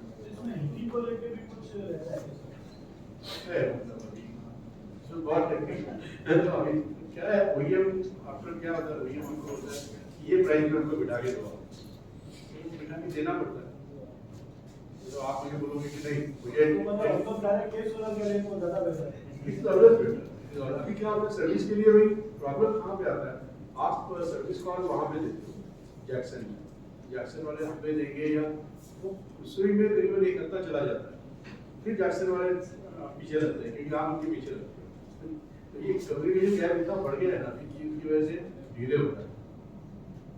पर उन्होंने जो हमारा 5G मॉडल ज़्यादा दिया है, हमने रिक्वेस्ट किया 5G प्रो, क्योंकि 5G प्रो में हमने देखा है सर्विस का रेशियो ऑलमोस्ट 0 डाउन हो गया। अभी जो नए इन्वर्टर है उसमें बहुत कम है। जीरो कर दिया, हमें पता है ना किस वजह से प्रॉब्लम आया है, तो आइडेंटिफाई कैसे करना है क्या है वो एक्चुअली प्रॉब्लम क्या है सर, अपने बड़े इन्वर्टर में रिली हम लोगों के साथ तो 50 किलोवाट 100 किलोवाट 80 किलोवाट की जो सेकंड की इन्वर्टर थे, तो हमारा थोड़ा सा क्या है कि फीडबैक गड़बड़ हो गया कि नहीं ऐसा नहीं है। अभी आप कंफर्म नहीं करते कि OEM में काफी पहले 10 डिफरेंट कंपनी सबका अलग अलग मॉडल। सर आप लोगों की तरफ से तो ये सजेशन नहीं रहता है आपकी गलतियां होगी, क्योंकि टेक्निकल टीम आपको ये नहीं समझाते। जाते हैं उनको तो चिंता होती है आपको प्राइस डिपेंड है। आज की तारीख में इंडिया में क्या है प्राइस बहुत इंपॉर्टेंट रोल प्ले करता है। सबको लगता है कि कम प्राइस पर हम लोग वही कहते हैं कस्टमर को कि हम लॉन्ग टर्म के लिए हम जो प्राइस दे रहे हैं वो लॉन्ग टर्म में उसका आपको बेनिफिट मिल जाएगा। जैसे उन्होंने बताया मेरे जनरेशन हमारा इसमें जनरेशन ज़्यादा मिलता है, 1-2 टका भी मिल गया तो आपका प्राइस जो 500 का प्राइस और अपना सर्विस भी है। जैसे जैक्सन का है XYZ कोई कंपनी है, इवन चाइनीज प्रोडक्ट है, उसका इंजीनियर आके वो कंपोनेंट कभी करेगा, हमारे इंजीनियर जाके उसका जो असेंबली कंपोनेंट वो भी नहीं कर रहा, सबसे बड़ा एडवांटेज है। 5G से 5G लो क्वालिटी में हल्का सा जनरेशन का फर्क है ज़्यादा 5G से 5G 5G प्रो में टेक्सास का जो DSP है ऑटो प्रोसेसर है, तो जैसे अपने मोबाइल आए ना अभी जो हायर एंड पुराने वाले मोबाइल है जिसमें टाइम लग जाता है, ये वैसा है उसमें हायर एंड का टेक्सास DSP लगाया है। उसमें जो PPT जो होता है, PPT बेसिकली एक इंडक्टर होता है, एक डायोड होता है और एक उसको IGBT होता है। तो वहाँ पे जो डायोड है वो सिलिकॉन कार्बाइड डायोड है, तो उसके कारण क्या होता है कि आपका हीटिंग है बहुत कम होता है, ऑलमोस्ट 20% कम हो जाता है एज कम्पेयर टू रेगुलर। एक चीज मैं आपसे अपना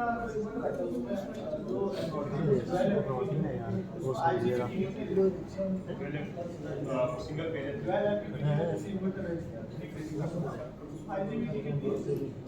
एमपीपीटी का इन्वर्टर डुअल एमपीपीटी का 3 फेज का इन्वर्टर, तो उसमें डीसी साइड में करीब 4 आईपीपी ठीक है, मतलब 4 मैं डीसी साइड की बात कर रहा हूँ, डीसी साइड से 4 है, सेट बाहर आएगी ये साइड की बात करो। इसी सेट में क्या है प्रॉब्लम क्या होती है कि जैसे कई मॉड्यूल्स में सर ये फेस किया है कि जैसे मान लीजिए आपके तरफ से 5 किलो वाट का कोई सिस्टम लग रहा है तो उसमें 15 मॉड्यूल लग रहे हैं, एक स्टिक 8 की होती है, एक स्टिक 7 की होती है, अंदर आईजीबीटी कॉमन कर देते हैं तो मेरा तो कैपेसिटी वो 14 मॉड्यूल की है। ये तो सिविल पीपीटी है सिविल पीपीटी में दो पीपीटी का दो वो अलग है सर एक पीपीटी के लिए दो आइटम के रेडी के लिए निकल में पैनल आपके एक एमपीपीटी के साथ में एक दो आईपीपी दो आइटम के साथ में दो आइटम टाइप सेपरेट है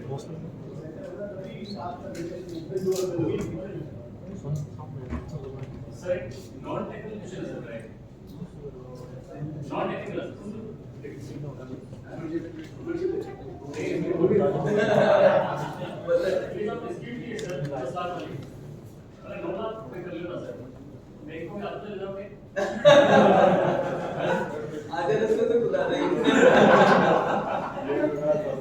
कोशिश करेंगे कि आपको पूरी अच्छी हम उसको पूरी कोशिश करेंगे नहीं है और मार्च पहले ही दिस इज फॉर योर उसको करने का है उसके पासपोर्ट तो अपने में रेडी कराना है क्योंकि वो हमारी जिम्मेदारी है ये कहना सब प्लीज मेरा मोबाइल नंबर भी नोट कर लीजिएगा क्योंकि क्या मैं ब्रॉडकास्ट मैसेज मैंने ब्रॉडकास्ट लिस्ट बनाई है तो जिसके पास मेरा नंबर फीड नहीं होता उसके पास मैसेज नहीं पहुंचता जैसे अभी भी शायद इनविटेशन है कि लोगों के पास मैसेज नहीं पहुंचे जबकि मैंने तो ब्रॉडकास्ट लिस्ट में सबको इंक्लूड करना आप बता दीजिए 98290118886 और अपने यहाँ पे बीकानेर और गंगानगर हनुमानगढ़ रीजन की हीरालाल जी जो है वो यहाँ पे अपॉइंट रहे हैं अपने तो ये आपके इस एरिया के लिए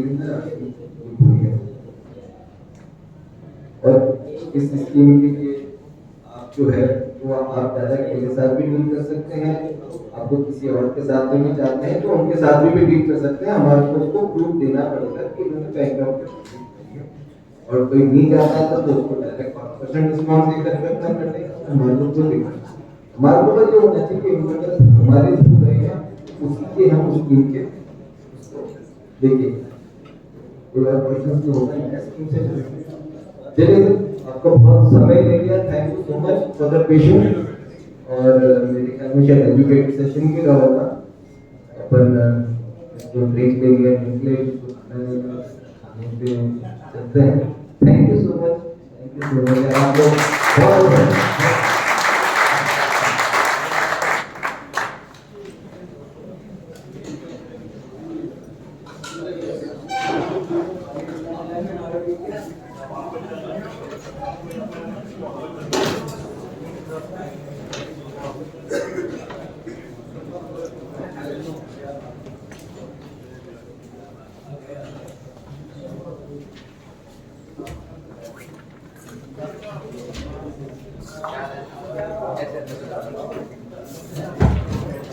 बस गेट खुल जाएगा